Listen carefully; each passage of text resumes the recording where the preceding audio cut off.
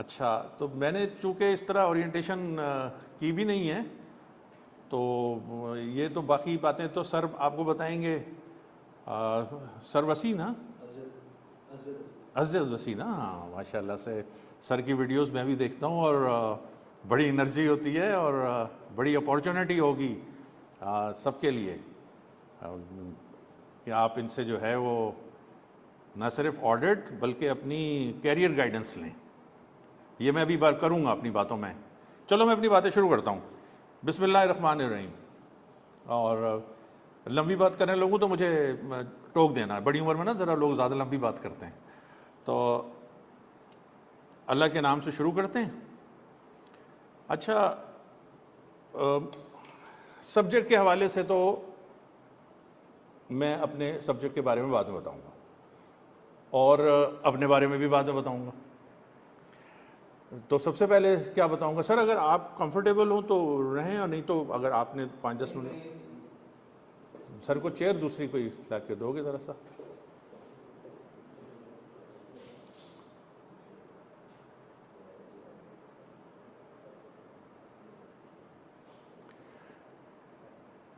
सबसे पहले ये जो लोग बैठे हुए हैं ना, आप सब ये ज़रा मेरी बात तवज्जो से सुने, और तवज्जो से सुनने में क्लास वालों को तो मैं तवज्जो खुद ही करवा लेता हूँ, लेकिन ऑनलाइन वाले तवज्जो के लिए इस लफ्ज़ को जहन में रखें, ये जी। जैसे ही मैं कहूँ कि सुनो या ऑनलाइन या मैं कोई कहूँ तो आपने जी लिखना है। इससे मुझे हो जाएगा कि आप मेरी तरफ अटेंटिव हैं, बल्कि कोई और आपने वो नहीं खोला हुआ है। हाँ, जीते रहिए, खुश रहिए। आपका क्या नाम है बेटा? नबील। आ जाए नबील। नबील का पूरा नाम क्या है? नबील रेहान। नबील रेहान, हमने इनफॉर्मली चीज़ शुरू कर दी है। अभी सर भी आए हुए हैं, हमारे ऑडिट के सर हैं, चार्टर्ड अकाउंटेंट हैं और बड़ी एक लीडिंग फर्म में हैं। जी बिल्कुल, आप पहले से वाकिफ़ हैं। और सर भी हैं, इसके अलावा तारिक तोनियो साहब होंगे। और मैं चूँकि जल्दी आ गया था तो मैंने कहा ज़रा केक मैं जल्दी चख लूँ। तो अब सबसे पहले ना मेरी बात गौर से सुने। जी भाई, जी वाले भी सारे सुने। ना मैं सब जगह बता रहा हूँ, ना मैं अपना नाम बता रहा हूँ। मैं सबसे पहली बात ये कह रहा हूँ कि मैं आप लोगों को बहुत मुबारकबाद देना चाहता हूँ। आप कहेंगे कि किस बात की मुबारकबाद? हो सकता है ये कहेंगे आप, नहीं आपको कहनी नहीं चाहिए, आपको पता होना चाहिए मैं किस बात की मुबारकबाद दे रहा हूँ। बताइए नबील भाई, बिल्कुल आपने सही बात की है। प्रिविलेज का लफ्ज़ मुझे नहीं पता आपने क्यों इस्तेमाल किया, लेकिन मैं समझता हूँ कि 2025 में इस उम्र में आपके वालिदैन की तरबियत है, आपके असातिज़ा की तरबियत है, आपके इर्द गिर्द के जो लोग हैं उनका है कि इस वक्त डरा नहीं रहा हूँ सबसे पहले, लेकिन ये बता रहा हूँ कि आपने एक बहुत ज़बरदस्त फील्ड का कॉन्शियसली फ़ैसला किया है। ज़रा तवज्जो से सुनिएगा।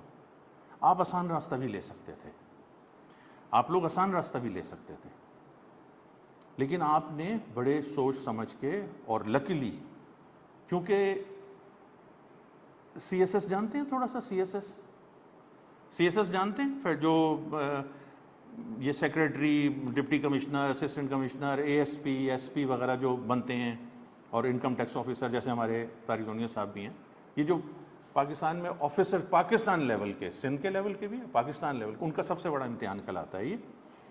तो उस वो पेपर का स्टैंडर्ड है एक, और एक चार्टर्ड अकाउंटेंसी के पेपर का और पढ़ाई का स्टैंडर्ड है। तो ये तो पहली बात ये कि आपके इस हौसले पे और इस डिसीजन पे, और मैं अब आपको एक और वजह भी बताता हूँ। देखिए, अगर आप ना किसी इंस्टीट्यूट में चले जाते, फॉर एग्जांपल मेडिकल कॉलेज में, तो आपका एक सेमेस्टर, सर अस्सलाम वालेकुम, सर, तो आपका एक सिस्टम होता, सेमेस्टर सिस्टम है, टीचर्स के पास मार्क्स हैं, सेंटअप्स हैं, मॉक है, फाइनल है, और प्रेजेंटेशंस के मार्क्स हैं, और यूं करते करते आप अमूमन देखेंगे कि इस तरह के इदारों में जो लोग भी दाखिल होते हैं वो क्वालिफाई करके निकलते हैं बाहर। आपका मामला क्या है? क्यों मेरी नज़र में इतने सारे लोग आते हैं और फिर कुछ लोग कामयाब हो पाते हैं। स्टैंडर्ड तो पता ही होता है ना। देखिए इस बात को समझिए। सबसे पहली बात यह है कि ए लेवल्स में ए स्टार्स आते हैं ना, तो ए स्टार का स्टूडेंट भी यहाँ बैठा होगा और बी सी और ए वाला भी बैठे होंगे। हमारे इंटरमीडिएट में 85-90% पेज वाले बच्चे भी यहाँ आए हुए होंगे और मेरा ख्याल है 55-60-65 वाले बच्चे भी यहाँ बैठेंगे। अब ज़रा समझना है, इतनी सारी बातें हैं ना कि मेरी जैसे उम्र का, बड़ी उम्र का आदमी भी कंफ्यूज हो जाए। तो अब आपके लिए मेरा मशवरा ये है कि आप टीचर्स से बात कीजिएगा। मैंने कोई स्पेसिफाई नहीं किया, आपने जो भी बात करनी हो। देखिए मैं किसी लड़के को, स्टूडेंट को जिन्होंने भी क्वालिफाई नहीं किया उन, मैं नहीं कह रहा हूँ, मैं कह रहा हूँ जो टीचर्स हैं आपके, चाहे वो पीआरसी के हैं जिनसे आप कंफर्टेबल हैं, चाहे कैफ में आप जो लोग हैं उनसे हैं, लेकिन आप अपने सब्जेक्ट टीचर से भी और सब्जेक्ट टीचर के अलावा बात कीजिएगा जो इस फील्ड में हैं। इससे आपको बहुत फ़ायदा होगा। अच्छा, आज मैंने एक थोड़ा ऐलान करना था, मैं तारिक तोनिया साहब से मेरी इस पर बात हो चुकी है, लेकिन आज मैं इसका बाकायदा ऐलान करूंगा और मैंने कुछ सस्पेंस भी नहीं रखा कि मैं पहले अपने व्हाट्सएप ग्रुप में लिख दूं। जो लोग एसटीटी में कैफ 4 में यानी कि हमारे सब्जेक्ट में दाखिला लेंगे, उनकी कैरियर गाइडेंस बिल्कुल फ्री, कोई उसमें वो नहीं है। घंटा हो, ऑनलाइन वाले भी ले सकते हैं और इसके लिए हमारे सरगौहर जो हैं वो और मारूख बलोच ये मुझे रिकमेंड करेंगे कि सर इन्होंने कहा हुआ है। तो फिज़िकल में भी मैं आपको टाइम देने के लिए तैयार हूँ। घंटा चाहिए हो, पेपर कितने लेने हैं, कैसे पढ़ना है, कैसे जब हम इस फील्ड में आ गए हैं तो अब हम सक्सेसफुल हों इसके अंदर। अभी मैं बताऊंगा कि मैं कौन हूँ और मेरे मुतालिक आपको कहाँ से क्या पता चल सकता है, लेकिन ये मैंने आपको ऑफ़र किया है। दूसरा, चूँकि मैं एक इदारे में हूँ यानी कि एसटीटी में, तो जो एसटीटी में भी दाखिला लेगा ना उसके लिए भी मेरी ये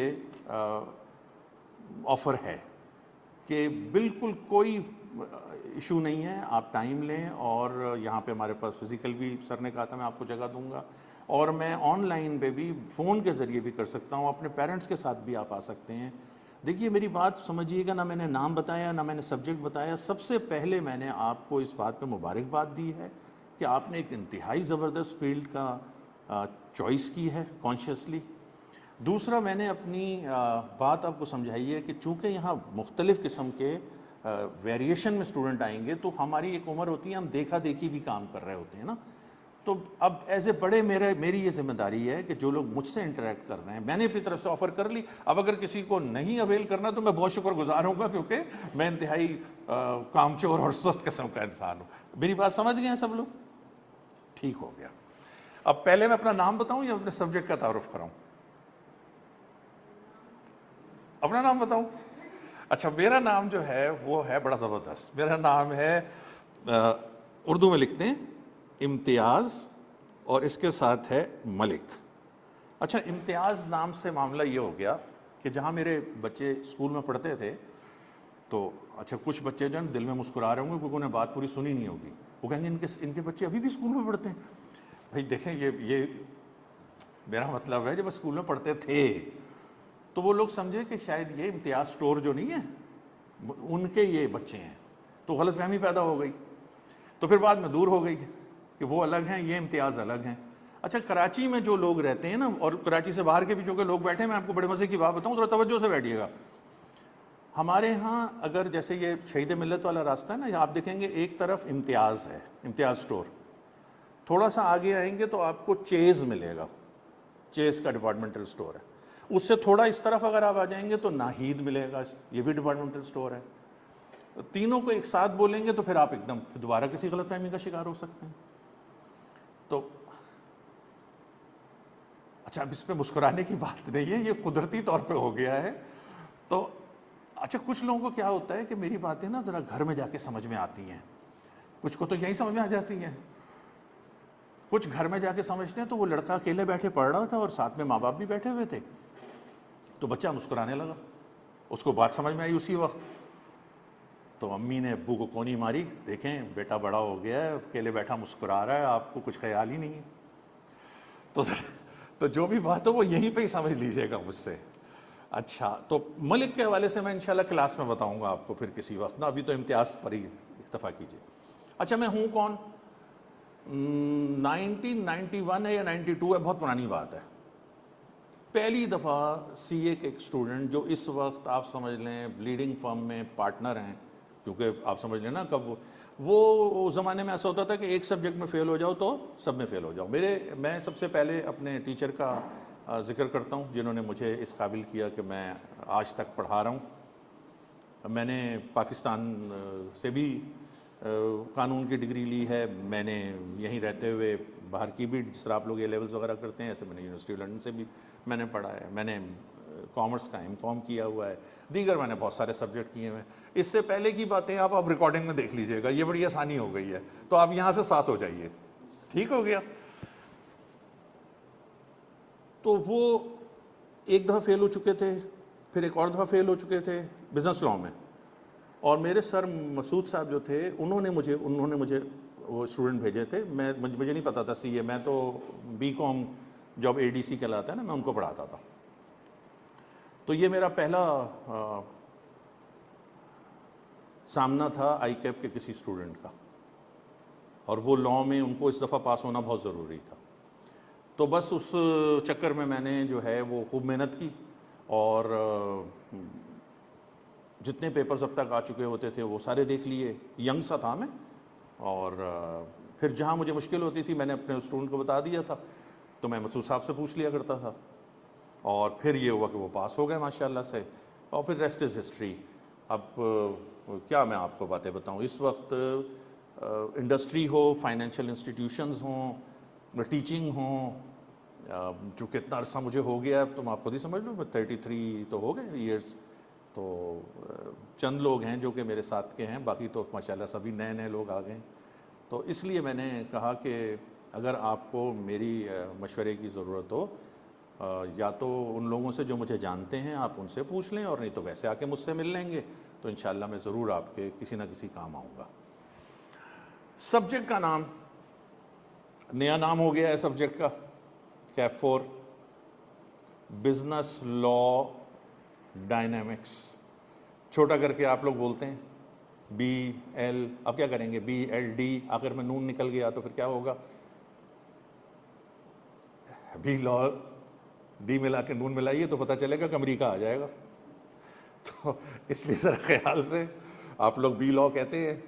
बिजनेस लॉ डायनामिक्स नाम तो बड़ा प्यारा रखा है, लेकिन मुझे इस सब्जेक्ट को देखने में ऐसा लगा है कि अगर इसको सही तरह से नहीं किया तो फिर ये डायनामाइट भी हो सकता है, और फिर इसमें से धमाका भी हो सकता है। और उसका धमाका जो होता है वो बड़ा खामोशी से होता है, एक छोटा सा मैसेज आता है कि आपने इस दफ़ा जो है वो कैप का 36 का आंकड़ा लग जाता है। तो इसलिए ज़रा तवज्जो से इसको पास करने का, या आई कैप के किसी भी पेपर को पास करने का, ये दुनिया में कोई भी काम करने का आप सबको तरीका पता है, आप सबको पता है। दो लफ्ज़ हैं और उस पर सबको पता होते हैं, तो जो अमल कर लेता है वो थ्रू हो जाता है, और जो नहीं अमल करता, हार्ड वर्क लाला रुख बिल्कुल अपनी जगह पर अहम है, बिल्कुल अपनी जगह पे अहम है।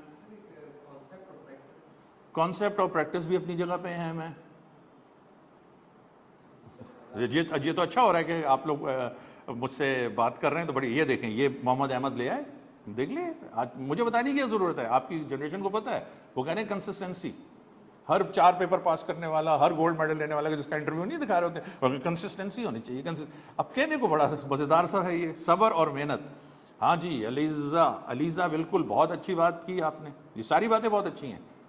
इसको अंग्रेज़ी में आप परसिवियरेंस कह लेंगे, परसिवियरेंस और कंसिस्टेंसी में कभी थोड़ा सा जाके, अब तो चैट जीपीटी अंकल आ गए हैं, या आंटी, जो भी कह लें आप, जो भी आप उन्हें बनाना चाहें तो आप उनसे पूछ सकते हैं।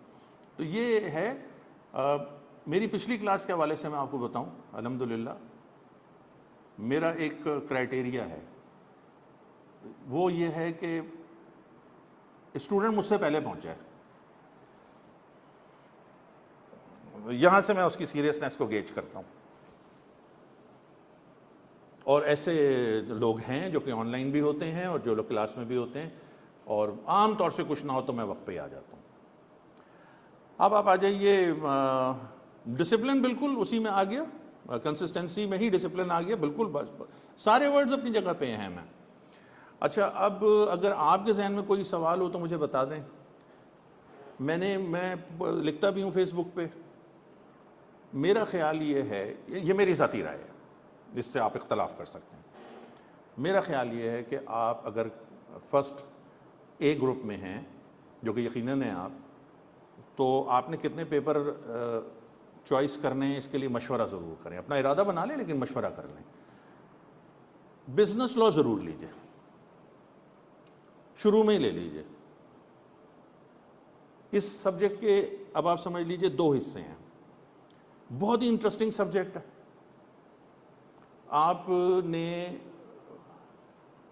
आपने ऑनलाइन कभी कोई चीज़ मंगवाई है? That's what the law is. मंगाया कुछ, आ गया कुछ, ऐसा हुआ है? That's what the business law is. आप मोबाइल में अपना चार्ज करते हैं और बाज़ दफ़ा पैसे आपके किसी वजह से कट जाते हैं, ये इसके बारे में आप पढ़ेंगे बिजनेस लॉ में। अच्छा, इसके 2 हिस्से हैं, एक बिजनेस लॉ कहलाएगा, एक कंपनी लॉ कहलाएगा। तवज्जो ज़रा सुनिएगा इस बात को, क्योंकि चूँकि मैं भी तो सोशल मीडिया पे देखता हूँ ना, तो मैंने देखा कि कुछ लोग कंपनी लॉ पहले करा रहे हैं। देखिए, मैंने एक ही काम किया है, ये मैंने बिजनेस लॉ ही पढ़ाया है। तो मैं इस हवाले से आपको बताऊं कि आप कंपनी लॉ पहले नहीं शुरू करेंगे। सर बैठे हैं, सर के साथ मैं पहले भी सब्जेक्ट को शेयर कर चुका हूं, और पहले मुझे थोड़ी सी ग्राउंड बनाने देंगे। देखिए, बिजनेस लॉ में कॉन्ट्रैक्ट्स होंगे, ज़रा समझिएगा 2 मिनट के अंदर, सही है? कंपनी में शेयर होल्डर कंपनी से शेयर्स खरीदेगा, ये कॉन्ट्रैक्ट है। तो कॉन्ट्रैक्ट का कॉन्सेप्ट अच्छा होगा तो परचेज ऑफ शेयर्स का। बिजनेस लॉ में ऑफर है, यहाँ पे आईपीओज, इनिशियल ऑफर्स होंगी, प्रोस्पेक्टस आएगा, वो ऑफर नहीं है। तो ये बिजनेस लॉ में एजेंसी का एक चैप्टर है। जब आप एजेंसी पढ़ेंगे तो कंपनी लॉ के डायरेक्टर्स को समझना आपके लिए आसान हो जाएगा। तो ये नहीं होगा कि हम पहले पूरा बिजनेस लॉ ख़त्म कर लेंगे और फिर आप कंपनी लॉ शुरू करेंगे, नहीं। 1 महीना मुझे दे दीजिएगा, मैं 1 महीने में बिजनेस लॉ के अंदर, चूँकि लीगल सिस्टम भी है और ये दुनिया क्या है, और उसको कंपनी लॉ के रेफरेंस से वो कॉन्सेप्ट जो आपको कंपनी लॉ में काम आएंगे, और फिर उस पर सर जो हैं वो अपनी मज़ीद बिल्ड करेंगे। क्योंकि अच्छा, मैं सर के वाले से, सर के सामने बोलना ज़रा वो है, लेकिन चूँकि सर देखें टैक्स कमिश्नर है ना, इनका इंडस्ट्री से भी वास्ता है, इनका एकेडमिक्स के लोगों से भी वास्ता है। कंपनी इनके पास आके टैक्स जमा कराती है, पार्टनरशिप वाले टैक्स जमा कराते हैं। तो कंपनी लॉ की जो लेटेस्ट चीज़ें हैं वो आपको सर के साथ पढ़ने में मिलेंगी। ये सबसे बड़ा आपको एडवांटेज है। मैं चूँकि टीचर हूँ और मेरे तो जानने वाले, जैसे ये सर असजद वसी खड़े हैं, सर हैं, इन लोगों से मैं मालूमात लेता हूँ ना, क्योंकि मैं इस इंडस्ट्री का आदमी नहीं हूँ। मुझे कोई असाइनमेंट मिल जाती है, मैं वो कर लेता हूँ। तो मैं बेसिकली थ्योरी का आदमी हूँ, मैं टीचर हूँ। तो ये एक बड़ा ज़बरदस्त किस्म का हमारा कॉम्बिनेशन होगा, जिसमें बिजनेस लॉ मैं, और चूँकि सर के साथ मैं पहले भी काम कर चुका हूँ, तो हमारे यहाँ वो टीचर्स राइवलरी टाइप की कोई ऐसी चीज़ नहीं होती है ना, क्योंकि मिल के हम काम करते हैं। तो इसमें ऐसी कोई बात नहीं है। अगर मेरे से कोई स्लिप ऑफ टंग होगी, कोई चीज़ मैं कर दूंगा, कोई चीज़ सर से ऊपर नीचे, तो हम आपस में बैठ के आपको सामने बता देंगे। तो ये हमारा एक बड़ा अच्छा सा आपके लिए अप्रोच रहेगी। मैं पढ़ाऊँगा कैसे? बस अब चूँकि सर भी इंतज़ार कर रहे हैं तो मेरी तरफ से इतना काफ़ी है। मैं पढ़ाऊँगा कैसे, ये तरह देखना ये, और मेरा सिस्टम क्या होता है पढ़ाई का, ये मैं कल क्लास में बताऊँगा, ठीक है ना? ये मैं कल क्लास में बताऊँगा। मेरे 7, 8, 9 स्टेप्स हैं। अब रिकॉर्डिंग लगेगी मोहम्मद अली, और हमारे सर तारिक तोनियो साहब भी बैठे हैं। मैं नहीं चाहता कि मैं आपके और सर असजद की एनर्जी के दरमियान में ज़्यादा देर हायल रहूँ, और सर तारिक तोनियों की विजडम के दरमियान हायल रहा हूँ। मैंने कुछ बातें की हैं, वो अल्हम्दुलिल्लाह आपको रिकॉर्डिंग में मिल जाएंगी, और बाकी बातें कल इंशाल्लाह हमारी क्लास है। अगर आपने सब्जेक्ट नहीं भी लेना हो तो शुरू की क्लासेस तो वैसे ही फ्री है ना, लेकिन एक बात ध्यान में रखिएगा, चाहे ऑनलाइन हो चाहे फिजिकल हो, रेगुलर रहिएगा। ये एक फैसिलिटी है कि आपको जब आपको बहुत कोई अर्जेंट काम पड़ गया, कोई कुछ खुदा ना खास्ता, तो आपने रिकॉर्डिंग को यूज़ कर लिया। रिकॉर्डिंग पे मत जाइएगा। ये सारे टीचर्स की एक ही राय है इस हवाले से, और ये सब वो टीचर्स हैं।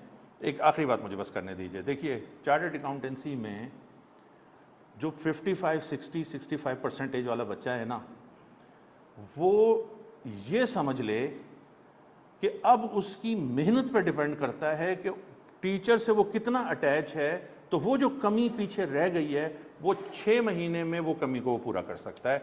बस मेरा ख्याल है कि आप लोगों ने मेरी बातें नोट कर ली होंगी, और अगर कोई रह गई होगी तो फिर आप मुझसे क्लास के बाद भी मिल सकते हैं, और नंबर पे भी, मैं व्हाट्सएप ग्रुप में भी हूँ, वहाँ भी मुझे कोई क्यूरी भेज सकते हैं अभी फ़िलहाल इस हवाले से। ठीक है, जज़ाकल्लाह, बहुत शुक्रिया टाइम का, सुनने का।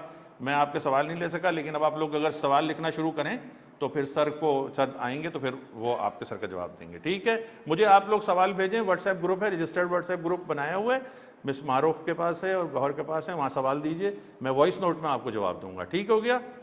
और बस 3 बातें की हैं। 1, मुबारक हो। 2, टीचर्स के साथ अटैच हो जाइए, उनका आपको नाम याद होना चाहिए। और 3, ये छोड़ दें कि कितने पेपर देने, मशवरे के साथ ज़रूर कीजिए। जज़ाकल्लाह। बाकी क्लास में बात हो। सेशन कैसा लगा आप लोगों को? ज़बरदस्त था। अच्छा, मुझे जल्दी से ये बता दो कि ऑडिट के लिए कौन कौन है यहाँ पर? ऑडिट के लिए कौन कौन है? कैफेट। अच्छा, मैं अपना जो है ना वो छोटा सा एक इंट्रोडक्शन दे देता हूँ, वरना तो लंबा हो जाएगा काफ़ी अगर मैं डिटेल में आ गया इंट्रोडक्शन की। तो अज़द वसी नाम है मेरा, आप लोगों को पता है, चार्टर्ड अकाउंटेंट, और करंटली मैं BDO में as a director audit and assurance की हैसियत से काम कर रहा हूँ। और BDO में ठीक ठाक पोर्टफोलियो है। 2 साल मुझे यहाँ पर हुए हैं। एज अ मैनेजर मैंने BDO ज्वाइन किया था 2 साल पहले, और जब मारते मारते हर साल तीसरा विजिटिंग कार्ड है जो मेरा बना है तीसरे साल में। तो एज अ डायरेक्टर की हैसियत से अब काम कर रहा हूँ, और वहाँ भी एक डाइवर्सिफाइड पोर्टफोलियो वो देख रहा हूँ मैं। स्टार्ट मैंने डेलॉयट से किया था, मेरी आर्टिकल से डेलॉयट की है, और उसके बाद एक और फर्म मैंने ज्वाइन की। फिर मैं इंडस्ट्री चला गया, PNSC, Pakistan national shipping corporation. आप MT खान रोड पे जाते हो, एक चमकती सी बिल्डिंग होती है वाइट कलर की, तो उस बिल्डिंग में 4 साल गुजारे। मतलब 4 साल पूरे उसी बिल्डिंग में नहीं, घर भी जाता था मैं, और दूसरे दिन वापस आता था, सैटरडे संडे भी ऑफ होता था। और उसके बाद मैं चला गया म्यूचुअल फंड इंडस्ट्री में as a CFO and company secretary. तो एक जो ऑडिटर से रिक्वायर होता है ना, मैं किसी भी क्लाइंट से कोऑर्डिनेट करता हूँ ना, बात करता हूँ, तो वो मेरे साथ ज़्यादा कंफर्टेबल फील होता है as compare to other person जिसने अपनी पूरी लाइफ हम के अंदर गुजारी है। क्यों? वो कहता है कि आप हमारे पर्सपेक्टिव को अच्छी तरीके से समझ सकते हो। आपने इंटरनल ऑडिट भी देखा है, आपने फाइनेंस भी देखा, आपने कंप्लाइंस भी देखी है, और आप ऑडिट भी जानते हो कैसा है। तो फर्म भी मुझसे सेटिस्फाइड रहती है और क्लाइंट भी सेटिस्फाइड रहता है, provided that financial statements have always been prepared in accordance with IFRS। ठीक है, तो वो काफ़ी एक कंफर्ट रहता है। तो यही कंफर्ट जो है ना, वो स्टूडेंट्स को भी काफ़ी रहता है कि आप कोर ऑडिट में तो हो आप, लेकिन आपको दूसरी साइडें भी पता है। आपको पता है कि मैनेजमेंट कहाँ पर फाइनेंशियल स्टेटमेंट्स को मटेरियली मिसटेट कर सकती है। You are not the typical auditor, आप मैनेजमेंट की साइड भी पता है। ठीक है, कट ऑफ का हम चीज़ें डिस्कस करते हैं कि यार मैनेजमेंट कहाँ कट ऑफ पे खेल सकती है, कहाँ वैल्यूएशन पे खेल सकती है, मैंने वो साइड भी देखी है, मैंने ऑडिट साइड भी देखी हुई है। अच्छा, ऑडिट जो है ना वो इंतहाई प्रैक्टिकल सब्जेक्ट है, one of the core subject in the CA final, Kaif में भी, दोनों में इंपॉर्टेंट है। अब आप इंडस्ट्री आर्टिकल चूज़ करो, आप फर्म आर्टिकल चूज़ करो, आप फर्म आर्टिकल्स करने के बाद इंडस्ट्री में जाओ, ऑडिट से वास्ता कभी ख़त्म नहीं होगा। कमर्शियल ऑडिट चलता रहेगा, जो एक्सटर्नल ऑडिट कहते हैं। किसी सरकारी इदारे में जाओगे तो वो फिर AGPR भी आके आपको ऑडिट करता है। ठीक है, फिर सर तारिक का भी आपको नोटिस दे देंगे देखने के लिए आपके ऑडिट के कॉन्सेप्ट कितने हैं, फ्रेश हैं कि नहीं है। ठीक है, उसके बाद फिर फाइनेंशियल सेक्टर है तो स्टेट बैंक आपका आके ऑडिट करता है, कभी SECP भी आपकी मॉनिटरिंग खोल देता है। तो ऑडिट आपका कभी साथ छोड़ता नहीं है, ऑडिट हमेशा से आपके साथ रहेगा। अब हम बात करते हैं कि फाइनेंशियल स्टेटमेंट्स की बैलेंस शीट के बारे में बात होती है कि यार every number has a story. ऐसा है, सुना है किसी ने? सही है, every number has a story, every balance sheet has its own story. लेकिन आप किसी को भी कहानी बताओगे तो कोई कहानी पे ऐसे यकीन नहीं करेगा अनलेस कोई बंदा उसको एंडोर्स करने वाला कि हाँ जो बात ये कह रहा है वो सही कह रहा है। आप मूवीज़ वगैरह देखते हो, सही है, अभी लेटेस्ट कौन सी देखी है मूवी? जो नॉवल बेस्ड मूवीज़ होती हैं, हाँ, वो रियल लाइफ में भी तो होती है ना। अभी मैंने लेटेस्ट देखी कॉन्जरिंग जो आई है ना, द लास्ट राइट्स, उसके अंदर आया था बेस्ड ऑन ट्रू स्टोरी। फिर उसके अंदर वो फैमिलीज को भी दिखाते हैं भाई रियल ये थे जो वो भूत वूत पकड़ते थे, सही है। तो उसने क्या किया, एक पूरी स्टोरी बताई, फिल्म बताई, और उसने फिर एंड में चला दिया कि भाई ये है ट्रू स्टोरी, जिसको देखना है गूगल पे जाके देख ले। तो उसने एक रिलायंस क्रिएट किया कि यार ये जो स्टोरी है ना ये बेस्ड ऑन ट्रू इवेंट्स हैं। तो इसी तरह फाइनेंशियल स्टेटमेंट जब शेयर होल्डर के पास जाते हैं ना, शेयर होल्डर यकीन नहीं करेगा जब तक कि उसके ऊपर ऑडिटर की इंडिपेंडेंट एश्योरेंस रिपोर्ट ना लगी हो कि ये financial statements have been prepared in accordance with IFRS. तो every number has a story, और उस स्टोरी पे तभी रिलायंस आएगा जब कोई थर्ड पर्सन उस पर रिलायंस प्लेस करवाएगा, सही है। तो ऑडिट मैं स्टैंडर्ड बाद में डिस्कस करता हूँ, पहले मैं इस तरह की एग्जाम्पल देख के पहले आपको मैं कनेक्ट करवाता हूँ कि ये चीज़ें क्यों ज़रूरी हैं, ठीक है। अच्छा, दूसरा आ जाएंगे ऑडिट हम पढ़ते किस तरीके से क्लास में, क्यों एसटीटी सॉल्यूशंस, जो कि एक बात है सॉल्यूशंस, सर तारिक बात करते हैं ना एसटीटी सॉल्यूशंस, तो हर चीज़ का एक सोल्यूशन होता है। तो ऑब्वियसली मैंने भी आप लोग की स्टेज से होकर गुजरा हूँ, मुझे पता है कि किस फेज से, किस मुश्किलात से आप लोग गुजरते हैं। सबसे बड़ा मसला क्या आता है आप लोगों को ऑडिट के अंदर या किसी भी सब्जेक्ट में, कि टीचर से इतना इंटरेक्शन नहीं होता, सही है। टीचर से इतना अभी जो लास्ट हमारा जो बैच गुजरा है कैफ एड का, मोस्ट एक्टिव ग्रुप और सबसे ज़्यादा बच्चे, और 1 सेकंड के लिए भी ग्रुप बंद नहीं हुआ, ठीक है। जब बच्चे कोई सवाल पूछे उनको जवाब आए, बच्चों की हाईली इंटरेक्टिव ग्रुप था और बच्चे इस चीज़ को अप्रिशिएट भी करते थे। वीडियोस डली हुई है इस पर फेसबुक पे, आप वो लोग देखें तो। और दूसरी बात बहुत अच्छी की फातिमा ने कि बच्चा भूल जाता है, ठीक है। तो हम लोग के क्या फीचर्स होंगे इस ग्रुप में, मैंने लिख लिया था कि कोई चीज़ मिस ना हो आपसे। अच्छा, सबसे पहले तो एक चीज़ ये कि प्रैक्टिकल एग्जाम्पल्स डिस्कस होती हैं। आप लोगों को ये चीज़ समझनी होगी कि जो बंदा बैठ के पेपर बना रहे ऑडिट का, ठीक है, तो वो उसके पास से थियोरेटिकल नॉलेज नहीं है।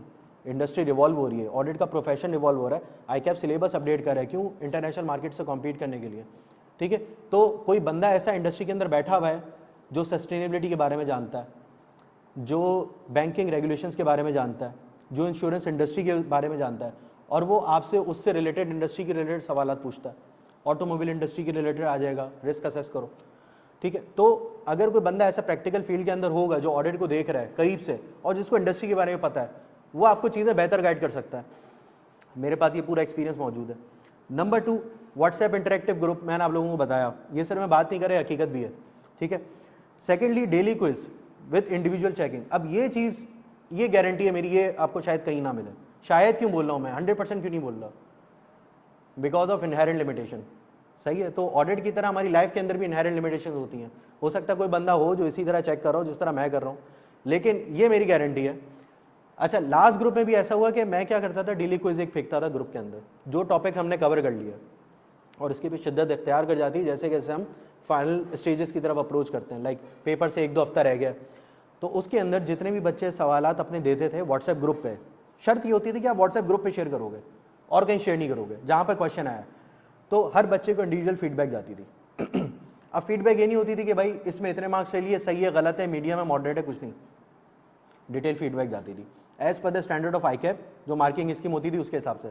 अब वो सवाल एसीसी का भी हो सकता था, सीए का भी हो सकता, किसी और बॉडी का भी हो सकता था, और वो सवाल मेरे पर्सनल, बहुत सारे सवाल मेरे पर्सनल होते हैं जो मैं अपने एक्सपीरियंस से बनाता हूँ, या उन सवालों को आईकैप का सवाल उठाया पुराना, उसको मोल्ड कर दिया आजकल के स्टैंडर्ड के हवाले से, ठीक है। अच्छा, उसके अंदर आपको प्रोवाइड किया जाता है कि मार्क्स के टोटल आपके इस सवाल के अंदर जो आपने सोल्यूशन दिया उसमें इतने मार्क्स हैं। आप फर्ज करो 15 नंबर का सवाल था, आपने 10 नंबर लिए, तो मैं चाहता सिंपल लिख देता कि भाई पास, 7.5-8 नंबर पासिंग रेशियो है ना उसके अंदर, आपने इतने मार्क्स लिया, पास हो गए। नहीं, आप बाकी के मार्क्स क्यों नहीं ले सके, और जो लिखा हुआ है उसके अंदर इंप्रूवमेंट्स क्या है, क्या आनी चाहिए, और किस तरीके से आप अपने जवाब को इंप्रूव कर सकते हो।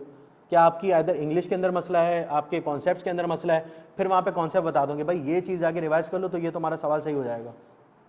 तो इस तरीके से हर बच्चे को ओवरऑल फीडबैक इस तरह की दी जाती है, और दिन में कोई 1-2 नहीं, 50-50, 60-60, 70-70 सवाल हर बच्चे को ऐसे फीडबैक दिए।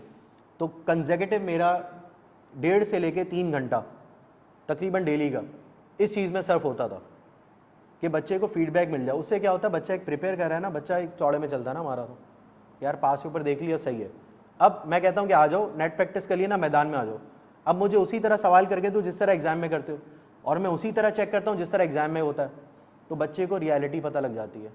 काफ़ी बच्चे फिर कॉल भी करते हैं, पूछते भी हैं कि सर इसको किस तरीके से इंप्रूव करें, तो उसको जो है ना उसके हिसाब से फीडबैक मिलती है। और सिर्फ टॉपिक नहीं, उसके अंदर से हो सकता है कि यार गोइंग कंसर्न का अगर मैं सवाल कर रहा हूँ 570 का, तो उसके अंदर कुछ टॉपिक्स आप मिस कर रहे हो, तो मैं देखता हूँ भाई गोइंग कंसर्न में तो सवाल मिस कर रहा है, तो इसके पीछे कोई ग्रेटर लैकिंग तो नहीं है जिसकी वजह से अगर 560 का सवाल आ जाए, एंगेजमेंट लेटर का सवाल आ जाए, तो वहाँ भी ये कॉन्सेप्ट मिस हो।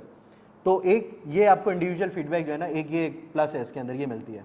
प्लस एक और चीज़ हम लोग ये करने जा रहे हैं कि मंथली मॉक कंडक्ट करेंगे, ठीक है। हमने पहले किया कि एक सेमी एनुअली हमने किया, सेमी मिड टर्म एक किया, और एक फाइनल पे हमने देखी चीज़ें।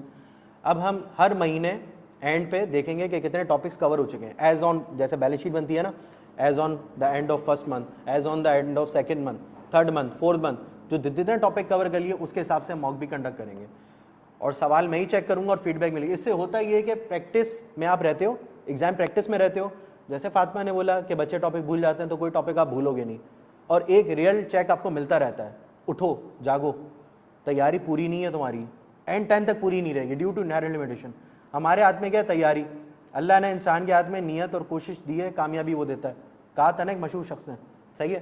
तो हम लोग भी ये काम करेंगे, नियत हमारी होनी चाहिए, कोशिश हमारी होनी चाहिए, कामयाबी वो देगा, ठीक है। और किसी का कोई सवाल है ऑडिट से रिलेटेड तो वो पूछ सकता है।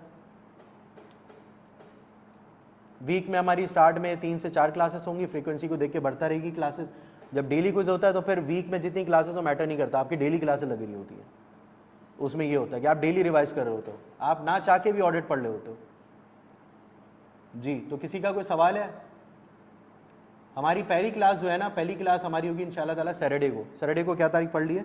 20 तारीख है ना, 2 बजे ऑडिट की पहली क्लास होगी, ठीक है। तो डेमो लेक्चर्स भी हैं, डेमो लेक्चर्स देखना चाहे, डेमो लेक्चर अटेंड करना चाहो, जैसे सर इम्तियाज़ ने कहा कि ऑनलाइन अगर ले रहे होगे तो उसमें ज़्यादा एक रहती है, क्योंकि लाइव क्लास में भी मैं सवालात कराता हूँ, और जो लाइव क्लास में एक बच्चे ने कोई मिस्टेक की उसको करेक्ट कर दिया, अब डरे वो बंदा जो रिकॉर्डेड लेक्चर देख रहा है और उसको अपनी मिस्टेक का नहीं पता, क्योंकि उसने वो सवाल अटैम्प्ट ही नहीं किया। अब वो तो उस बच्चे की मिस्टेक देख के करेक्ट कर रहे अपने आप को जिसने अटैम्प्ट किया सवाल को। व्हाट इफ कि तुम अटैम्प्ट करते और तुम्हारे गलतियां कुछ और तरीके की होती, ये ना होती, जो तुम्हें रियलाइज ही नहीं हुआ है। ऐसी चीज़ है ना, एक तो होती है अनकरेक्टेड मिसस्टेटमेंट, एक होती है मिसस्टेटमेंट जो आइडेंटिफाई ही नहीं की। तो ये बहुत सारे ऑडिटिंग कॉन्सेप्ट है जो तुम्हारी लाइफ से लिंक कर दूंगा, तो ऑडिट विल बी झिंगालाला, कोई मसला नहीं है, चीख टपा के टम टम, सही है। तो ऐसा रिवाइज हो जाएगा, ऑडिट तुम्हारी लाइफ से कनेक्ट हो जाएगा, तुम्हें पता भी नहीं लगेगा। ज्वाइन करेंगे उस दिन इंशाल्लाह। तो कोई सवाल है किसी का?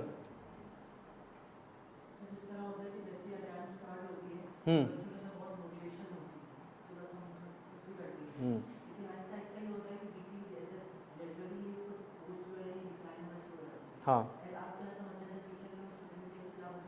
देखो सवाल बहुत अच्छा है। सवाल ये कि जैसे सेशन शुरू होता है ना, तो एक चल रहा होता है कि यार हमने सब कुछ तबाह कर देनी है, दुनिया हिला देनी है और सब कुछ जला देना है और पढ़ना है, सिवा कुछ भी नहीं करना है इसलिए। फिर जब रिजल्ट आता है तो फिर जज्बा जागता है, ऐ जज्बा जुनून तो हिम्मत नार। फिर जाके वो जज्बा जो है ना वो स्लोली ग्रेजुअली कम होता रहता है। तो जब ये स्लोली ग्रेजुअली जज्बा कम होना लगे ना, तो ये चीज़ सोच लेना वापस जो मैं सोचता था कि तुम इस फील्ड के अंदर आए क्यों। ये एक माचिस है, जैसे ही तुम सवाल जलाओगे ना इसको कि तुम इस फील्ड के अंदर आए क्यों, और ये माचिस जल गई तो वो आग जलती रहेगी। जब बुझ जाए तो ये देखना तुम इस चीज़ में आए क्यों। और ज़्यादा फेलियर आ जाए तो वो पीछे ब्रोशर लगा लेके जरूर जाना, उसके अंदर लिखा है क्वालिफाइड चार्टर्ड अकाउंटेंट तो एटलीस्ट 2.5 लाख तुम्हारी सैलरी होगी। अनक्वालिफाइड रहोगे तो सैलरी कितनी होगी? लाख, 1,20,000। ये लॉस कितना बनता है? तकरीबन 1.5 लाख, 1,70,000 का लॉस पर मंथ का बनता है तुम्हारा, ठीक है। तो कमरे के अंदर ये लगा देना कि पर मंथ तुम्हारा इतना लॉस है। तो मोटिवेट करने के लिए तो बहुत सारे तरीके हैं, सही है। तो ये 2 तरीके बताए, बाकी आओगे तो और बता देंगे। और जिसकी मजबूरी हो रिकॉर्डेड लेक्चर्स लेने की, अच्छा जिसकी मजबूरी है रिकॉर्डेड लेक्चर लेने की तो वो ले, लेकिन कोशिश ये करे कि कनेक्टेड रहे ना व्हाट्सएप ग्रुप पे। अब बहुत सारे बच्चे रिकॉर्डेड लेक्चर्स के थ्रू पढ़े रहते हैं कि हम रिकॉर्डेड देखेंगे और रिकॉर्डेड जमा कर लेते हैं। वो ऐसा नहीं है कि आज रिकॉर्डिंग अगर लेक्चर की हुई, आज क्लास हुई और आपने कल देख लिया, परसों देख लिया, ऐसा नहीं होता। वो रिकॉर्डेड लेक्चर जमा हो जाते हैं। तो जब जमा हो जाएंगे उसका नुकसान ये होगा कि आप लाइव जो बच्चे अटेंड करें उससे पीछे रह जाओगे, वो आपको समझ में नहीं आएगी। फिर आप पुराने मॉक्स उठा के कुछ उठा के अटेम्प्ट कर रहे होगे, अब पता नहीं उस टाइम पे वो रिदम बना हुआ नहीं बना हुआ, अब क्लास कहीं आगे निकल चुकी है, ट्रेन आगे निकल चुकी है, आप बहुत पीछे हो। तो कोशिश करो इस तरह से कैचअप करने की चीज़ों को। अगर कोई रिकॉर्डेड देख रहा है और वीक में 1-2 दिन तो लाजमी लाइव जो है ना वो सेशन अटेंड कर लो, ताकि टीचर को भी आपका नाम याद रहे। कोई भी सब्जेक्ट हो, टीचर को नाम याद होना बड़ा ज़रूरी होता है। ऐसे 3-4 बच्चे थे, बच्चे तो खैर बहुत सारे हैं, लेकिन 3-4 बच्चे पिछले बैच से ऐसे थे कि उनका जब मैसेज आता था ना तो मैं देखता था, क्योंकि मुझे पता है दिनों रातों ये बच्चा मेहनत कर रहा है, पढ़ रहा है। तो फिर टीचर का अटेंशन उस पर हमेशा से रहती है। घर में भी एक बच्चा होता है ना जो माँ से हमेशा कनेक्टेड रहता है, तो माँ उस पर स्पेशल अटेंशन दे देगी, यार ये मुझसे सब चीज़ें शेयर करता है। तो जब एक बच्चा टीचर के साथ कनेक्टेड हो जाता है ना इसी तरह, तो टीचर भी उस पर स्पेशल अटेंशन देता है। जस्ट लाइक योर की ऑडिट मैटर्स, ठीक है। जब बार बार कहते हो ऑडिट एविडेंस हासिल करने में मुश्किलात आती हैं, बताते हो, तो क्या होता है, ऑडिटर ऑडिट रिपोर्ट में भी ये चीज़ें डिस्क्लोज कर देता है इंशाल्लाह डेली बेसिस पे। हाँ बिल्कुल। और कोई सवाल है किसी का? कोई सवाल नहीं है, समझ में आ गया? ठीक है जी, तो मिलते हैं इंशाल्लाह सैटरडे को क्लास में। अपना ख्याल रखें। सर तारिक तुनियो को मैं इनवाइट करता हूँ। तो दो सब्जेक्ट्स का इंट्रोडक्शन दूंगा। सर पहले ही कंपनी लॉ पे बात कर चुके हैं, इसलिए उस पर बात नहीं करूंगा। फर्दर इंशाल्लाह क्लास में हम उसको कवर करेंगे जैसे ही हमारी क्लासेस स्टार्ट होती हैं। वालेकुम सलाम बच्चों। अच्छा, मैं सबसे पहले आपको इंट्रोडक्शन दूंगा टैक्स का ऑब्वियसली, और उसके बाद आपको इंट्रोडक्शन दूंगा डेटा का। डेटा का सब इसलिए मैं दूंगा कि सर इमरान थोड़ी सी इमरजेंसी की वजह से आ नहीं पाए, तो सब्जेक्ट ऐसा है जो मुझे भी बहुत प्यारा है, क्योंकि टेक्नोलॉजी, हाँ क्या बोलते हैं इसको, टेक्नोलॉजी है, तो मेरा भी इससे दिल है। तो इसलिए मैं आपको, और अपना जो ऑब्वियसली कुछ एसटीटी सॉल्यूशंस के लिए एक टीचर चाहिए था, तो वो किस तरीके से ये सारा कुछ हो वो मैं आपको कहानी बताऊंगा। ब्रीफ रहेंगे ऑब्वियसली, ज़्यादा लंबी बात नहीं करेंगे। ओरिएंटेशन का मेन पर्पज़ ये है, एक तो खैर बारिश भी हो रही थी, मैं भी जब आ रहा था तो मैंने कहा अगर पहुँच सकूँ, तो बस बहरहाल पहुँच गए। अच्छा, सबसे पहले तो बच्चों मैं वेरी क्विकली आपको चंद चीज़ें बताऊंगा टैक्स के बारे में कि इस दफ़ा टैक्स में काफ़ी चेंजेस होने जा रही हैं, और चेंजेस के दो सोर्सेज हैं। जो भी टैक्स का पेपर देने जा रहा है वो ज़रा तवज्जो कर ले कि इसमें दो सोर्सेज हैं। एक तो ICAP ने सिलेबस चेंज कर दिया है, और उस सिलेबस में एक चीज़ वापस ऐड कर दी है जो बड़ी मुश्किलों से मैंने हटवाई थी किसी दौर में। बड़ी मुश्किल से इसलिए हटवाई थी कि वो मुश्किल टॉपिक समझा जाता है, और वो है विदहोल्डिंग टैक्स। विदहोल्डिंग टैक्स के अब सेक्शंस ऐड हो गए हैं। जैसे सैलरी में विदहोल्डिंग कैसे होगी, तो 149 अब पढ़ना पड़ेगा आपको। पहले हम सिर्फ एक फिगर बताते थे कि जी एट सोर्स इतना टैक्स कटाएं, अब ऐसा नहीं है, आपको वो सेक्शन पढ़ना पड़ेगा, विदहोल्डिंग भी कैलकुलेट करनी पड़ेगी। तो इसके, हाँ, वो जो पहले किसी दौर में हम पढ़ाते थे पूरा विदहोल्डिंग होता था, वो नहीं है, बट सिलेक्टिवली विदहोल्डिंग आ गया है। सबसे बड़ा सिलेबस का ये चेंज, ये ICAP ने चेंज किया, ओके। बाकी सिलेबस के अंदर जो चेंजेस हैं, और भी ICAP की हल्की फुल्की चेंजेस हैं, जो कि ऑब्वियसली ओरिएंटेशन में मुनासिब नहीं होता। ओरिएंटेशन में तो हम एज अ होल कलेक्टिव बात कर रहे हैं, मैक्रो लेवल पे बात कर रहे हैं, माइक्रो लेवल पे बात हम ऑब्वियसली फर्स्ट क्लास में करेंगे। सेकंड जो चेंज आया है वो चेंज आया है फाइनेंस एक्ट 2025 की वजह से। जो जून में चेंजेस होती हैं वो 6 महीने के बाद एप्लीकेबल बनती हैं, तो अब अगले पे वो एप्लीकेबल बन गई हैं। तो ये भी एक मेजर सोर्स है आपके लिए। और सबसे इम्पॉर्टेंट बात आपने देखी होगी कि इन एंटीसिपेशन के एक पेपर आने वाला है ना, पेपर का अब नाम क्या होगा, अब टैक्स प्रैक्टिसेस नहीं है, अब नाम क्या है, टैक्स प्रिंसिपल्स एंड हैं, ये क्या है, कंप्लायंस। इसका मतलब एक बात समझे, मैं अरसे से कोशिश कर रहा था कि ICAP बच्चे को टैक्स अकाउंटेंट बनाना चाहता है। बात समझना मेरी, टैक्स एडवाइज़र नहीं, टैक्स अकाउंटेंट, ऐसा चार्टर्ड अकाउंटेंट जो टैक्स जानता है। आप सबसे ICAP ये एक्सपेक्ट नहीं करता कि जाएं और जाके टैक्स एडवाइजरी शुरू कर दें। एक क्वालिफाइड चार्टर्ड अकाउंटेंट अगर एडवाइजरी करना भी चाहे तो नहीं कर सकता अनलेस कि उसने टैक्स में काम किया हो, क्योंकि उसको प्रोसीजर नहीं पता होते। प्रोसीजर कोर्स में है भी नहीं, है तो फाइनल ओपन बुक है, सवाल बनते ही नहीं है, बच्चा पढ़ता ही नहीं है। तो अब जो आपको मैं बता रहा हूँ, शायद ICAP ने ये फैसला कर लिया है कि हम टैक्स अकाउंटेंट ही नहीं टैक्स एडवाइज़र भी बनाना चाहते हैं। तो सवालात आपने देख लिए हैं जो ज़्यादा क्लोजर टू रियल लाइफ आते जा रहे हैं, ज़्यादा closer to real practice, compliance कराना। इसका मतलब वो आपको अब चाहता है कि एडवाइज़र भी बनो, क्योंकि एक सिंपल सी बात है कि अगर आप आज देखें तो इस वक्त कॉरपोरेट वर्ल्ड का टैक्स एडवाइज़र कौन है? कंपनीज जो पाकिस्तान में हैं उनकी टैक्स एडवाइजरी कौन करता है, बताओ? क्या अब टैक्स एडवाइज़र होते हैं मुख्तलिफ जगह से आते हैं। टैक्स एडवाइजरी करने के लिए LLB लॉयर्स भी हैं, LLB लॉयर्स भी बहुत बड़ी फर्म्स बना के बैठे हैं टैक्स की। चार्टर्ड अकाउंटेंट CA फर्म्स हैं, और एक ITP कहलाता है, इनकम टैक्स प्रैक्टिशनर्स। आपको पता है कंपनीज़ की, if I am not wrong, मेरा ख्याल है कि 90 में भी मुझे बोलना चाहिए 98%, लिखना तो 99% चाह रहा था। एडवाइजरी किसके पास है? सीए फर्म्स के पास है। इसका मतलब है कि सीए करने के बाद आप अच्छे अकाउंटेंट बने ताकि आप टैक्स जानते हों और टैक्स के फैसले कर सकें। नहीं नहीं नहीं नहीं, अब आपको शायद वो चाहते हैं कि अच्छे एडवाइज़र भी बने। तो आपका सब्जेक्ट हो गया है थोड़ा सा मुश्किल, पहले भी मुश्किल था ना, अब थोड़ा मुश्किल हो गया है, क्योंकि अब वो एप्लीकेशन बेस्ड सवाल ज़्यादा बनाएगा। लास्ट अटेम्प्ट में बच्चा कह रहा है थ्योरी, ओ भाई यही तो वेलकम टू टैक्स, यही तो रियल टैक्स है। वो जो कंप्लाइंस की बात कर रहा है ना, यही तो कंप्लाइंस है कि केस दे देगा, लगेगी थ्योरी। थ्योरी थोड़ी है, आपकी जो नॉलेज न्यूमेरिकल बेस्ड सवाल है, अब उसको दो तरीके से पूछ सकता है, नंबर के अलावा केस के थ्रू। टॉपिक वही है जो न्यूमेरिकल जिस पे बनाता है, अगर चाहे तो न्यूमेरिकल बना दे। अब इसका मतलब है कि जिस चीज़ को पहले मैं क्लासीफाई करता था, ये है न्यूमेरिकल, ये है थ्योरी, अब ऐसे नहीं करूँगा। अब क्या बोलूँगा? ये है न्यूमेरिकल और इसी पे ये बन सकता है केस, और ये है थ्योरी। तो इसका मतलब दो सब्जेक्ट्स की तैयारी करनी है बच्चों, दो तरीके से मेहनत करनी पड़ेगी आपको टैक्स पास करना है तो, ठीक है। तो एक तो चले इसके बारे में, अब इसका सोल्यूशन भी तो निकालना है ना। सर इम्तियाज़ ने बड़ी खूबसूरत बातें की थी। आप सर इम्तियाज़ की आपको बात में बताऊंगा। सर हमारे उस्ताद हैं, उस्ताद ही हमारे मुर्शिद हैं, इनके कदम हमारे लिए मुबारक है। आपको इनका पता नहीं है ये कौन है, आपको पता नहीं है ये कौन है, ये इस प्रोफेशन के इमाम हैं, ठीक है। जितनी इन्होंने बच्चों की खिदमत की है, इनकी रहनुमाई में हम आगे बढ़ते हैं ज़िंदगी में।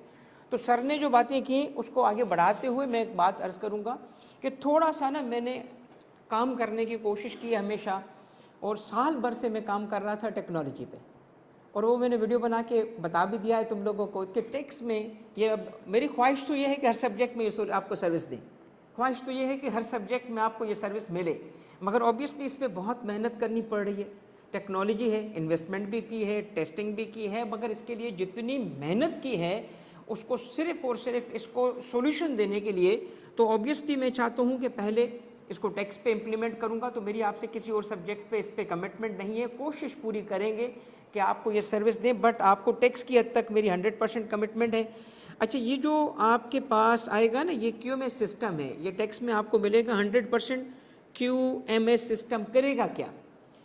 सबसे बड़ा प्रॉब्लम जो मुझे फेस करना पड़ रहा था वो ये है कि बच्चों की नंबर इतनी ज़्यादा होती है कि हम उल्टे भी लटक जाते हैं ना, तब भी कोई एक आध बच्चा रह जाता है। कोई एक बच्चा होता है जिसका मैसेज आया, हमसे मिस हो गया। इस वक्त भी मैं देखूँ ना तो बिलीव मी, मेरे पास कोई अंदाजे से ये 30 मैसेजेस जो अनरेड है, हर वक्त मैसेजेस होते हैं, और ये स्टूडेंट्स ही हैं जिनके मैसेजेस आ रहे होते हैं। आजकल किस चीज़ पे एडवाइस करें, सब्जेक्ट सिलेक्शन, तो मैसेज आ रहे हैं। अब बात यह है बेटा कि आपके जो सवालात आते हैं, मैं पिछले 3 अटेम्प्ट से कंसिस्टेंटली एक सेशन कर रहा हूँ जिसको मैंने नाम दिया था 10 to 10, 10 से 10। ये क्या था सेशन? ये एंड पे आके बच्चे को सुबह 10 बजे से लेकर रात 10 बजे तक कंटिन्यूसली एक सब्जेक्ट को रिवाइज कराना, उसको न्यूमेरिकल की प्रैक्टिस कराना, और एंड पे आखिरी दिन जिसको हम कहते हैं KF2 की चांद रात। अब ये चांद रात क्यों है? क्योंकि आपको पता है कुछ बच्चे ऐसे होते हैं जो, मुझे एक बात बताएं, जो पढ़ने वाला बच्चा है वो कभी भी इस सेशन में नहीं आता, क्योंकि उसको पता है मैंने तो रिवाइज किया हुआ है, न्यूमेरिकल है, प्रैक्टिस की हुई है, वो क्यों आएगा। मगर जो बच्चा पीछे रह गया उसको छोड़ दें, उसको छोड़ दें। अगर मैं एंड पे आके 20-22 घंटे उसके साथ खड़ा हूँ तो क्या मैं उसकी खिदमत कर रहा हूँ या मैं उसका बुरा कर रहा हूँ? बताओ, खिदमत ना। बेतहाशा बच्चे ऐसे हैं, यकीन कर लो, ये पिछले 3 अटैम्प्ट से जब मैं कर रहा हूँ ना, मिलते हैं ना, वो आके पहले घुटने पे हाथ रखते हैं और शुक्रिया अदा करते हैं, कुछ तो हाथ चूम लेते हैं कि सर आपकी मेहरबानी, आपने लास्ट नाइट पे आके जो हमें सवालों और वॉइस नोट्स भेजे ना सर, पेपर उससे हुआ है। अभी भी इसी तरह था, इतने मैसेजेस आए। तो मैंने over a period of time देखा है बेटा कि आप सबके सवालात सेम हैं, जो मैं 3 साल पहले से, हाँ पेपर चेंज होने की वजह से वो ट्रांजैक्शन अलग अलग नहीं पूछ रहे होते, मैं आंखें बंद करके तुम मुंह खोलोगे बताऊंगा ये सवाल है और जवाब इसका ये। तो यहाँ से एक आइडिया आया कि मैं इसको ऑटोमाइज़ कर देता हूँ। ऑटोमाइज़ करने के लिए फिर टेक्नोलॉजी चाहिए। भाई टेक्नोलॉजी में इन्वेस्टमेंट करना बहुत रिस्की है, बहुत रिस्की है। मैं आपको बता रहा हूँ, I am a technology guy, okay. और ये आप जब यूज़ करोगे आपको अंदाज़ा हो जाएगा। उसमें हज़ार मसले होते हैं, उसके पीछे अपार्ट फ्रॉम हैवी इन्वेस्टमेंट उसके पीछे बहुत कुछ और भी है जो अगर कोई सीखना चाहेगा तो किसी दिन मैं सेशन बना आज ये भी सेशन दूंगा कि टेक्नोलॉजी के प्रोजेक्ट्स कैसे आते हैं, ये भी मैं कर सकता हूँ आप बच्चों को समझाने के लिए। क्योंकि टेक्नोलॉजी में जाते वक्त सबसे पहली चीज़ क्या देखनी होती है, क्या टेक्नोलॉजी वर्क करेगी कि नहीं करेगी। क्योंकि आपको जो डेवलपर आता है ना वो आके कहता है सर 35,000 का काम है ये तो बस मैं भी करके दूंगा। 35,000 का काम जो है ना 35 लाख पे भी नहीं हो रहा होता। आखिर में आके पता है मैं इनको टिपिकल, जब मुझे खुद टेक्नोलॉजी की वजह से लैंग्वेज सीखनी पड़ी थोड़ी सी ताकि मैं इनकी बात तो समझूं, थोड़ा पाइथन सीखा और मैंने इतना इस पर रिसर्च की, खुद सीखूं ताकि उनकी ज़बान। आपको पता है टेक्नोलॉजी वाले लोग क्या कहते हैं, मैंने कहा जी जहाज़ बना दो, जहाज़ बना दिया, उड़ा नहीं। तो मैं उसके पास गया, यार जहाज़ उड़ नहीं रहा। कहता आपने कब बोला था, आपने तो कहा था जहाज़ बनाओ, मैंने बना दिया। ओ भाई जहाज़ उड़ता है? नहीं सर हमारी ज़बान में नहीं उड़ता, जब तक बोलोगे नहीं तब तक उड़ाएंगे नहीं। चलो उड़ाओ अब इसको, और पैसे दो और पैसे दो। ओ भाई क्या, तो इसीलिए टेक्नोलॉजी के प्रोजेक्ट्स बेटा कोई करना आसान काम नहीं है। बेस्ट वे क्या होता है, आउटसोर्स करना। मगर दैट वाज माय आइडिया, मैंने कहा क्यों आउटसोर्स करूं, खुद बनाता हूं। तो पूरा साल लगाया बेटा मैंने इस पर, साल दिन रात करके इसको मैंने लगाया। और पता है अब तुम क्या कर रहे होगे, अब आपके पास जब हमारी पहली क्लास होगी तो आपके पास आ जाएंगे नोट्स, मास्टर शीट्स। आपको थोड़ा टाइम अंदाज़ा हो जाएगा ये मास्टर शीट्स का क्या मैजिक है। मास्टर शीट्स क्या कर रही हैं, इंटायर कोर्स को सारे वो 4.5 सफ़ों की जो पेजेस की बुक है उसको कितनी शीट्स है उसकी 25 शीट में समराइज है। और इस दफ़ा जो बच्चों का फीडबैक था वो जाके सुन लीजिएगा कि वो क्या कर रहे थे कि एक चीज़ पेपर की उससे बाहर नहीं होती। आप पढ़ रहे हो, आपको क्या होगा, फौरी से क्या करेंगे, आप आएंगे, मैं आपको एक सुनवाता हूँ।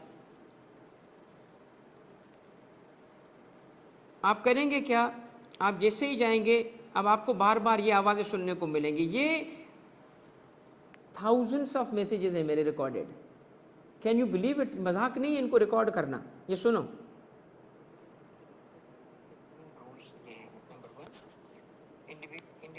एओपी के रेजिडेंट बनने के लिए एक ही रूल है और ये है कि एओपी के कंपनी के रेजिडेंट बनने के लिए 3 रेजिडेंशियल स्टेटस के हवाले से ये आपको शायद आवाज़ कम आ रही होगी क्योंकि यहाँ पे माइक की वजह से thousands of note, thousands of voice notes हैं। एवरी सिंगल पॉइंट छोटे से छोटा, every single point AOP take everything is, ये छोटे छोटे वॉइस नोट्स हैं। ये पता है किस पर्पज़ के लिए है, जब आप कोई टॉपिक पढ़ेंगे ना तो क्लास में सिर्फ एक चीज़ जहन में रखना कि क्लास में आके कॉन्सेप्ट बना के जाओ, समझो, समझने के बाद घर जाओ ना, उठाओ मास्टर शीट। अगर कोई चीज़ भूल जाओ ना तो दोबारा वो लेक्चर देख पाती हो नहीं। अगर लेक्चर जाते भी हो तो ढूंढते कैसे हो, बड़ा मुश्किल से, आसान हो गया। आपको सारे के सारे टॉपिक्स जो मास्टर शीट्स के वो छोटे छोटे वॉइस नोट्स में इसी टेक्नोलॉजी के थ्रू मिलेंगे। वो क्या करोगे, QMS पे आओगे और सामने उसके नंबर लगा होगा, नंबर लगाओगे मेरा वॉइस नोट आ जाएगा। और वॉइस नोट में मैं उसी चीज़ को एक्सप्लेन कर रहा हूँ, क्या एक्सप्लेन कर रहा हूँ कि इसका रूल ये है, बहुत ब्रीफली, ताकि आपका टाइम भी वहाँ ना लगे, कम टाइम में वही रिकॉल हो जाएगा, अच्छा सर ने ये बताया था। दूसरा, यही सर्विस आपको मिलेगी पास पेपर्स पे, एवरी सिंगल ट्रांजेक्शन। तो ये एक ना रेवोल्यूशनरी टेक्नोलॉजी है। ख्वाहिश मेरी यही है कि अल्लाह करे मैं इस दफ़ा, अल्लाह करे, ये मेरी कमिटमेंट नहीं है आपसे, टैक्स में 100% कमिटमेंट है। एवरीथिंग जो मैं आपको दे रहा हूँ मैं बना के बैठा हूँ, ठीक है, कि आपको मास्टर शीट्स, आपको पास्ट पेपर्स और आपको क्लास समरीज इसी सिस्टम के थ्रू मिल जाएंगी, ऑटोमाइज सिस्टम है। अच्छा, इसके अलावा जो टेक्स्ट में इस दफ़ा हम एक और करने जा रहे हैं वो ये है कि चूँकि ऑब्वियसली क्या नाम बन गया, कंप्लाइंस ना, तो कंप्लाइंस में अब आपको ड्राफ्टिंग लिखने की भी आनी चाहिए। ड्राफ्टिंग लिखने की, पहले क्या होता था, 2 किस्म के सवाल बनते थे, न्यूमेरिकल और रट्टा, सीधा लिखो। चैप्टर 1, 2, 3 है उसका सीधा सीधा क्या करते हैं, पढ़ के ऑफलोड कर लेते हैं। अब ऐसा नहीं है, अब ऐसा नहीं है, अब केसेस बनेंगे क्योंकि वर्ड आ गया कंप्लाइंस, प्रिंसिपल एंड कंप्लाइंस। तो आपको प्रैक्टिस कराना अब थोड़ा डिफरेंट वे में होगा। अब डिफरेंट कैसे होगा कि आपको केस स्टडीज़ के ज़रिए वो टॉपिक्स जो न्यूमेरिकल हैं वो भी और जो थ्योरी है वो भी केस स्टडी के ज़रिए ड्राफ्टिंग अब बढ़ गई है। टेक्स्ट में जो सबसे इम्पॉर्टेंट स्किल अब बन चुका है, अब इस नए सब्जेक्ट में बेटा वो बन चुका है ड्राफ्टिंग, ठीक है। जो पहले ऑडिट के लिए बहुत ज़रूरी हुआ करता था अब टेक्स्ट के लिए भी इम्पॉर्टेंट बन गया क्योंकि कंप्लाइंस इसके बगैर नहीं हो सकती। तो आपको अब न्यूमेरिकल की प्रैक्टिस भी करनी है, ड्राफ्टिंग की प्रैक्टिस भी करनी है, तब जाके बेटा ये पेपर पास होगा। ठीक है। तो टेक्स्ट के लिए तो मेरा ख्याल है इतना ही, बाकी चीज़ें इंशाल्लाह क्लास में करेंगे। बातें तो एंड नहीं होती, ऑब्वियसली हम टीचर हैं, हमारा काम ही बोलना है। तो इसीलिए मैं आता हूँ अब दूसरे सब्जेक्ट का, तो आपको थोड़ा सा आइडिया दे दूँ, क्योंकि सर इमरान की जो मैंने बात की कि वो इमरजेंसी की वजह से आ नहीं पाए, उनसे मेरी बात हुई थी, तो उस वजह से मैंने उनसे इजाज़त दी है कि उनका सब्जेक्ट मैं इंट्रोड्यूस कर देता हूँ, और सर इमरान को भी इंट्रोड्यूस कर देता हूँ कि सर इमरान कौन है, कैसे हैं। आपको एक मज़े की बात बताता हूँ, जब ICAP ने नई स्कीम लॉन्च की तो बेटा इसका जो टेक्स्ट के हवाले से आपको पूरा टाइम टेबल, हमारी 4 दिन की क्लासेस होती हैं, ये भी बता देता हूँ बेटा, 4 डेज़ की क्लासेस होती हैं, मगर मैं थोड़ा सा पागल इंसान हूँ, और पागलपन में थोड़ा काम जो है ना, आपको अंदाज़ा हो जाएगा कि कितना टेक्स्ट के लिए पागलपन में काम करता हूँ। तो मैं टेक्स्ट में करता ये हूँ बेटा, एक तो 4 दिन की मेन क्लासेस रखता हूँ, और फिर मैं मॉर्निंग के सेशंस रखता हूँ प्रैक्टिस के, ताकि आपको ज़्यादा से ज़्यादा प्रैक्टिस दे सकूं। और मॉर्निंग की जो सेशंस होंगे बेटा वो नीड बेसिस पे 2 से 3 दिन तक जाते हैं, उसमें कोई कंपलसरी नहीं होता बच्चे का आना, बच्चा रिकॉर्डिंग में भी देख सकता है। इसमें जैसे सर इम्तियाज़ ने और बाकी टीचर्स ने कहा, बेटा हम भी रिकमेंड करते हैं कि एक मोड पकड़ लो, एक मोड पकड़ लो, जो भी मोड से पढ़ना है उसको पकड़ ले, उसके हिसाब से जाएँ। तो ये तो मैंडेटरी है क्लासेस को अटेंड करना, ये आपकी प्रैक्टिस के लिए है, इसमें लाइव आना ज़रूरी नहीं है, बट मैंडेटरी इनको भी देखना। तो इस तरीके से आपको टाइम बहुत मिलता है, मेरी तरफ से टाइम की कभी भी कमी आपको फील नहीं होगी टीचर की तरफ से। सेकंड चीज़ QMS का भी बेटा मैं थोड़ा QMS बताया है, इसकी चार्जेस क्या है बेटा। देखिए फातिमा, चार्जेस की जहाँ तक बात है, जो रजिस्टर्ड बच्चा है उसके लिए नॉमिनल है। आपको मैं अमाउंट्स बताऊँ ना अगर, तो तुम कहो कि सर पागल हैं, कर क्या रहे हैं, जितनी इन्वेस्टमेंट है इस प्रोजेक्ट पे, मगर इसको मैंने चलाना भी है, सस्टेन भी करना है। तुम जिस चीज़ को पढ़ रहे हो बेटा, बिजनेस है ना, चार्टर्ड अकाउंटेंट क्या करता है, बिजनेस का जाके अब्बा बनता है ना, या तो बिज़नेस चलाता है, या तो बिज़नेस बनाता है, या तो बिज़नेस से ही लिंक है ना। तो बिज़नेस के लिए सबसे इंपॉर्टेंट चीज़ क्या है, सबसे इंपॉर्टेंट चीज़ है सस्टेनेबिलिटी। इसीलिए नया पेपर आ रहा है, कौन सा, सस्टेनेबिलिटी रिपोर्टिंग।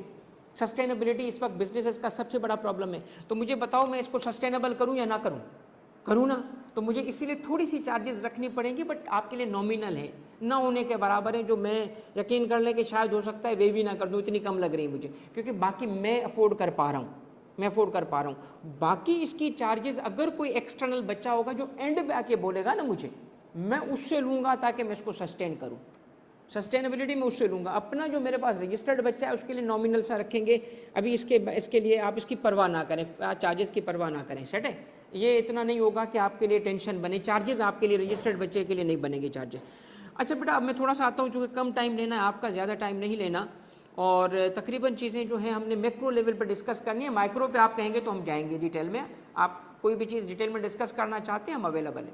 तो एक चीज़ जो सबसे इंपॉर्टेंट अब मैं आपको बताने वाला हूँ वो है नया सब्जेक्ट डेटा।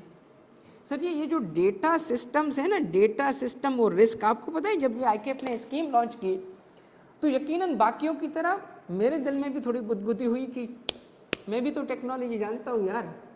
आपको पता है सॉफ्टवेयर मैं खुद डेवलप करता हूँ।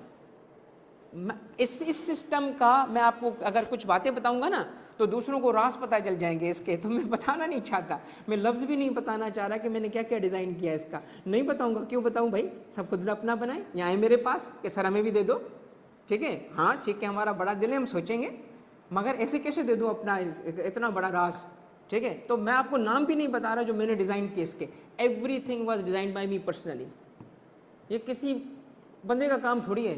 तो आपको पता है डेटा सिस्टम्स और रिस्क का जब सब्जेक्ट आया ना तो ICAP ने सिर्फ नाम आउट किया था, इसका सिलेबस नहीं आया था। तो मैंने पता है क्या किया, मैं कभी आपको पिक्चर भेजूंगा किसी ग्रुप में या सोशल मीडिया पे अपलोड करूंगा, मैंने डेटा की भी किताबें मंगाई, सिस्टम्स की भी मंगाई, रिस्क की भी मंगाई मैंने कहा कि यार देख तो सही ICAP क्या करेगा।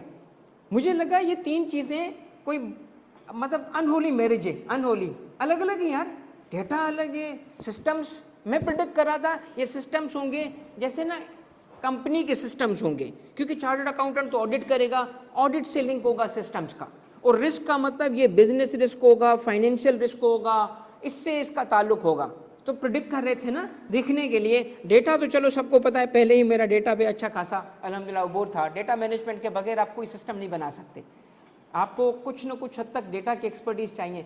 सबसे आसान पार्ट बेटा यही डेटा है, असल सब्जेक्ट शुरू इधर होता है बेटा, जहाँ से मारेगा, जहाँ मारेगा ये सब्जेक्ट। क्यों?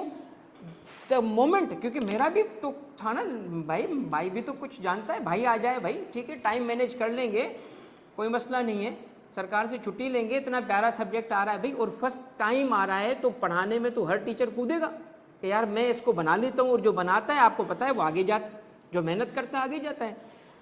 तो जैसे ही आईकेप ने इसका सिलेबस अनाउंस किया ना, मैंने कहा ले भाई तारिक तो नहीं, भाग यहाँ से भाग मैं भाग गया। क्यों भाग गया? It's a pure IT subject, it's a pure, no link with company, no link with financial link. भाई ये सब्जेक्ट क्या है? डेटा सिस्टम्स, आईटी सिस्टम्स है, रिस्क आईटी सिस्टम का रिस्क है भाई।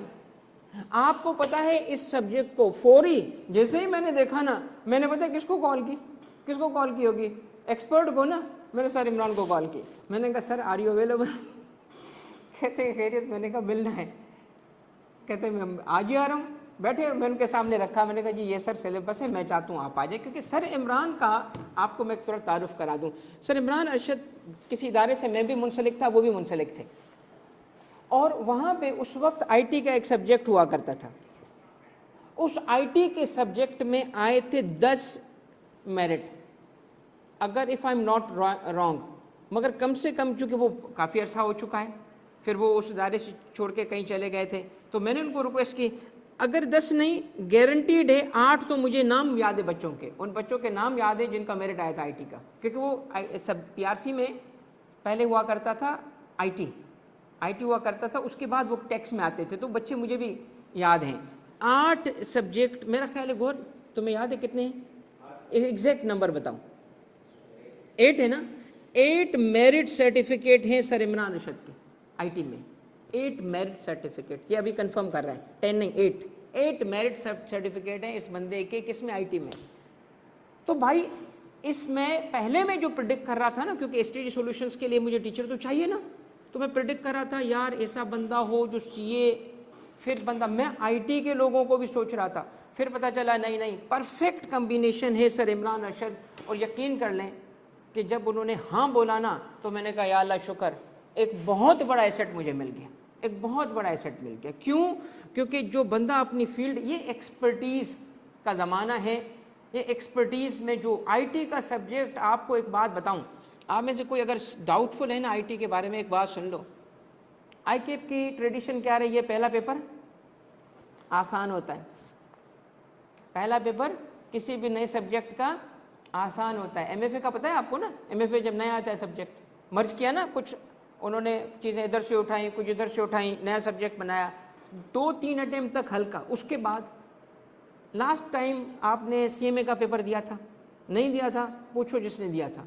तो पेपर्स का एक ट्रेंड है आईकेप के पास, ट्रेंड है, ठीक है, जिसके मुताबिक वो जा रहा होता है।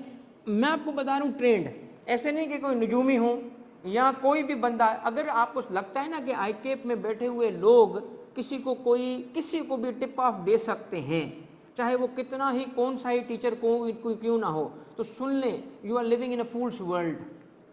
आईकेप में मुमकिन ही नहीं है कि किसी को कोई टिप ऑफ मिले कि ये आ रहा है। ये इतनी बड़ी बेवकूफ़ी की बात है कि यार सर आपके ताल्लुकात होंगे, सर आप कमिश्नर हो, आपका उठना बैठना होगा, you are living in a fool's world कि आईकेप से किसी को क्लू मिले, नहीं मिलता। सवाल ही पैदा नहीं कि आईकेप का बंदा आपको कोई क्लू दे, आपको पता नहीं होता। मगर बहरहाल हम प्रोफेशनल जजमेंट पे जाते हैं। अब प्रोफेशनल जजमेंट इज़ क्वाइट मतलब फेलेबल एज वेल, मुमकिन है। तो मेरा अंदाज़ा क्या है, मैं 51% जा रहा हूँ इस पेपर के लिए ईजी होना, 51% मैं समझ रहा हूँ ईजी होगा, 49% मैं जा रहा हूँ इस पेपर पे, इस पे कि ये कोई पेपर में कोई मुश्किल हो। ईजी क्यों होगा? पहली दफ़ा देना क्यों ज़रूरी है? क्योंकि एग्जामिनर के सामने प्रायर पेपर नहीं है जिसको देख के वो मुश्किल बनाए। हाँ, इस चक्कर में वो मुश्किल भी बना सकता है, ये भी मुमकिन है कि उसके सामने पेपर नहीं है ना, तो पहला पेपर ही ऐसा बना दे कि तुम लोगों की तबाही हो जाए। अल्लाह खैर करे, ऐसे लफ्ज़ नहीं बोलने चाहिए। मुमकिन होता है, पेपर ना होने का एडवांटेज भी है, डिसएडवांटेज भी है, मगर अब तक एडवांटेज रहा है। मगर एक बात बताऊं, बाय नेचर ये सब्जेक्ट डिफ़िकल्ट है, कहानियाँ नहीं है इसमें मेरा बेटा। ITB के एक चैप्टर IT को पढ़ाता हूँ ना मैं, ITB उसका चैप्टर है एक इंट्रोडक्शन टू IT है ना, उसमें जान जाती है, उसमें डिवाइसेस के नाम तक नहीं बता पाते हम, वो सर इमरान पढ़ाता है, जब से आए उसको मैंने दिया, सर आप पढ़ाएं, आप बेहतर पढ़ा सकते हो। हालांकि मुझे भी आईटी आती है भाई, मगर ये मेरा काम नहीं है। बेटा देखिए, एक चीज़ समझना इस बात को, गो विथ एक्सपर्ट, क्योंकि मेरा जो सॉल्यूशन है ना, जो जिस एसटीडी सॉल्यूशन में पहला सॉल्यूशन क्या है, एक्सपर्ट सब्जेक्ट को पढ़ाए। एक्सपर्ट सॉल्यूशन होता है ना, तो आपके लिए सॉल्यूशन क्या है, एक्सपर्ट हो। तो सर इमरान आपके पास आएंगे, जब पहली क्लास लेंगे, आप छोड़े पहली क्लास को, वो उन्होंने एक इनका ऐसे ही सर खड़े थे तो उसको कहा सर सब्जेक्ट का इंट्रोडक्शन तो दे दें, पूछे से अलीगढ़ से पूछे, सर आए हुए थे, इन्होंने कहा ये इधर ही खड़े हुए, उन्होंने कहा अच्छा यार एक मेरी बनी हुई है स्लाइड, शुरू हो गए। और मुझे कहा सर ये हमने डेमो रिकॉर्ड किया। मैंने कहा यार ये डेमो है तो असल क्या होगा तुम्हारा, असल क्या होगा। तो मैं यकीन कर लें, उनका डेमो मैंने पूरा सुना, खुद सुना सर इमरान का। अगर नहीं देखा तो आप देख लें, एसटीडी सॉल्यूशन के पेज पे है, जाएं उसको सुने, वो डेमो है। एवं ही खड़े थे, उसने कहा सर रिकॉर्ड तो कर लें, बाद में हम रिकॉर्डिंग करेंगे, आए ज़रा। तो द वे मुझे उनकी खूबसूरती क्या लगी, सिर्फ ये कि डेटा सिस्टम्स और रिस्क को जैसे उन्होंने जोड़ के एक सब्जेक्ट बना दिया है ना, ये मेरे लिए भी नया था, मेरे लिए भी नई चीज़ थी कि यार ये तो एक सब्जेक्ट है, ये तीन थोड़ी है, ये तो सब्जेक्ट ही एक है। और आखिरी बात ये बताऊंगा बेटा, ट्रेडिशनली सीए क्वालिफिकेशन तकरीबन 19 साल तो मुझे भी हो गए पढ़ाते हुए, ठीक है। पता नहीं मॉड्यूलर सिस्टम से हमने स्टार्ट किया था, उस वक्त मॉड्यूल सी हुआ करता था जिसमें टेक्स्ट पढ़ाते थे। उससे होते होते तो हमने एक सब्जेक्ट को बच्चों को सीए के लिए तबाहकुन देखा है, एक सब्जेक्ट, बाकी 1.5 सब्जेक्ट तबाहकुन रहे। सर ज़्यादा इस पे बेहतर रोशनी डालेंगे, सर को ज़्यादा इल्म है। एक तो आईटी तबाहकुन देखा है हमने आज तक, और दूसरा बीएमबीएस हुआ करता था। बीएमबीएस बिजनेस मैनेजमेंट का सब्जेक्ट है, वो तुम्हें इसलिए नहीं है, वो जो लिखने के सब्जेक्ट होते हैं ना वो तबाही फेरते हैं, क्योंकि बच्चा नंबर के साथ ईजी होता है। तो आपको आईटी इसलिए मैं बोल रहा हूँ कि उसके अंदर एक पूरी दुनिया है। आपको एक लफ्ज़ होगा, एग्जामिनर उठा के उस पर सवाल पूछेगा, तुम्हें कहानियाँ तो पता होंगी मगर उसकी एक्सपर्टीज़ नहीं होगी। तो इसीलिए सर इमरान को मैंने कहा मैं खुद ही थोड़ा सा तारुफ करा देता हूँ, बाकी इंशाल्लाह उनकी जब क्लास होगी तो आप फर्दर उनको देख लीजिएगा, ठीक है। बाकी कोई सवालात हैं आपके तो मुझसे पूछ लीजिएगा किसी भी हवाले से।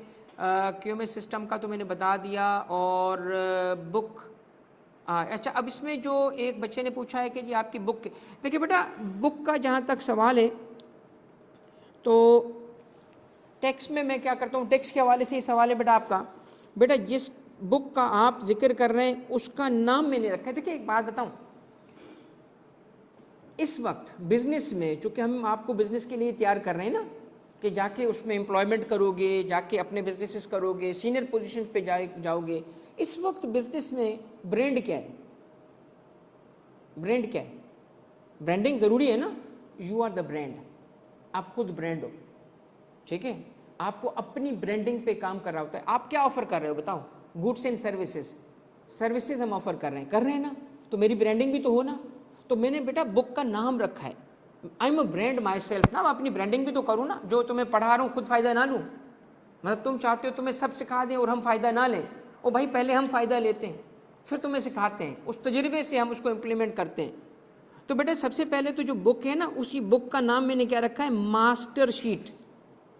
ये बुक है, ठीक है, ये मास्टर शीट बुक है मेरी, ठीक है। इसके अलावा क्या है, मास्टर शीट के अलावा आपको जो आईकेप के पास्ट पेपर्स हैं, आईकेप के जो मतलब मैं क्लास में कराऊंगा उसको मैं बोलता हूँ टेक्स्ट किट। मैं थोड़ा नाम रखता हूँ अलग अलग ताकि ब्रांडिंग तो हो ना। और एंड ऑफ द टर्म आके जो हम क्लासेस दे रहे होते हैं उसका नाम रखता हूँ मैं मास्टर क्लास, बिकॉज एक क्लास होती है मास्टर लेवल की होती है, क्योंकि मास्टर आदमी हो, ठीक है। सही है बेटा, तो बेटा बुक के यही है। अच्छा भाई, जहाँ तक बात है आईसी टेप का, ICTAP institute of certified tax adviser of Pakistan है। ये मेरा ही एक छोटा सा इदारा है जिसके ज़रिए मैं टैक्स एडवाइज़र्स को ट्रेन करता हूँ। तो उसका किसी बच्चे ने पूछा है बैच 5 स्टार्ट होगा, बेटा बिल्कुल स्टार्ट होगा। अभी हमारा बैच 3 जो है वो थोड़े टाइम के बाद एंड होगा, तो उसमें महीना डेढ़ लग जाएगा। कंपनी लॉ की स्ट्रेटजी क्या होगी बेटा, कंपनी लॉ पे सर इम्तियाज़ ने बात कर दी है ऑलरेडी। तो उसमें स्ट्रेटजी ये होगी कि हम सर के साथ, सर ने एक बड़ी खूबसूरत बात की थी कि टीचर्स जब एक सब्जेक्ट में 2 होते हैं तो कुछ न कुछ गड़बड़ होती है ना, यहाँ नहीं होगी, क्योंकि हम इनके स्टूडेंट हैं, हम तो सर को इमाम बना के चलेंगे। जहाँ तक बात है कंपनी लॉ के पोर्शन की, तो बेटा कंपनी लॉ का पोर्शन मैं पिछले 4 बैच से पढ़ा रहा हूँ, company law as a separate subject भी पढ़ा रहा हूँ। और अब तो चूँकि थोड़ा सा आसान इसलिए हो गया मेरे लिए कि सर के साथ मिलके काम करेंगे, तो इसकी स्ट्रैटेजी ये होगी कि सर आपको बिजनेस लॉ वाला पोर्शन पढ़ाएंगे, मैं आपको कंपनी लॉ पोर्शन पढ़ाऊँगा।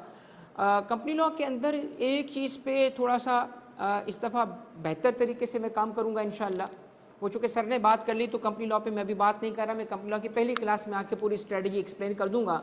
मगर एक बात बता दूं कि कंपनी लॉ के लिए एक तो नोट्स जिनमें भी वही मास्टर शीट वाला टच है, ये बेटा मैं रिलीज़ कर रहा हूँ इस दफ़ा, जिसके अंदर मैं क्या करूँगा, आपको नोट्स का मतलब है एक तरफ आपको टेबुलर फॉर्म में, ठीक है, ये टेबुलर फॉर्म में, और एक तरफ आपको वो फ्लो चार्ट में मिल जाएगा। ठीक है, ये मैं पहले यूज़ करता था मगर इसको मैंने रिलीज़ नहीं किया था, इस दफ़ा मैं रिलीज़ कर रहा हूँ, तो आपको इंशाल्लाह कंपनी लॉ के मुकम्मल नोट्स मिल जाएंगे। सेकंड, कंपनी लॉ की जो प्रैक्टिस सेशंस हैं वो मैं इस दफ़ा डे 1 से ही लगाना शुरू करूँगा और क्विज़ेस के हवाले से भी ये काम होगा। बट लाइक आई सेड कि इस पर भी इंशाल्लाह जैसे जैसे हम आगे बढ़ेंगे तो हम काम करेंगे।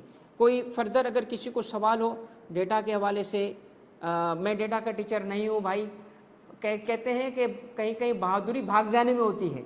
मैंने कहा भाई भाग जा, तारिक तूने भाग और मैं ऐसा भागा, मैंने वापस नहीं आया, क्योंकि ये किसी के बस की बात, मतलब मेरे बस की बात नहीं है। हालांकि आई एम ए टेक्नोलॉजी गाय, एक पूरा सिस्टम में डेवलप करके बैठा हूँ। जब मैंने इसके पेपर किसी के सामने रखे थे ना, किसी कंपनी डेवलपर, क्यों क्लू दूँ कि किसके सामने रखे थे, नहीं दूंगा, तो मैंने ना सामने रखे थे ना, तो मुझे वो देख रहे थे, कहते ये आप कहाँ से लाए हो, ये कहाँ से लाए हो। मैंने कहा मैं खुद बनाया। कहते आपको कैसे आया।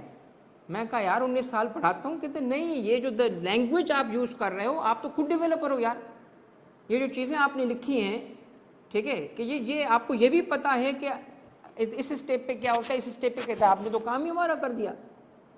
ठीक है, तो इसका मतलब मैं आपको बताऊँ, डेटा मुझे आता है बेटा, IT मुझे आता है, बट ऐसा सब्जेक्ट है यकीन कर ले मैं भाग गया।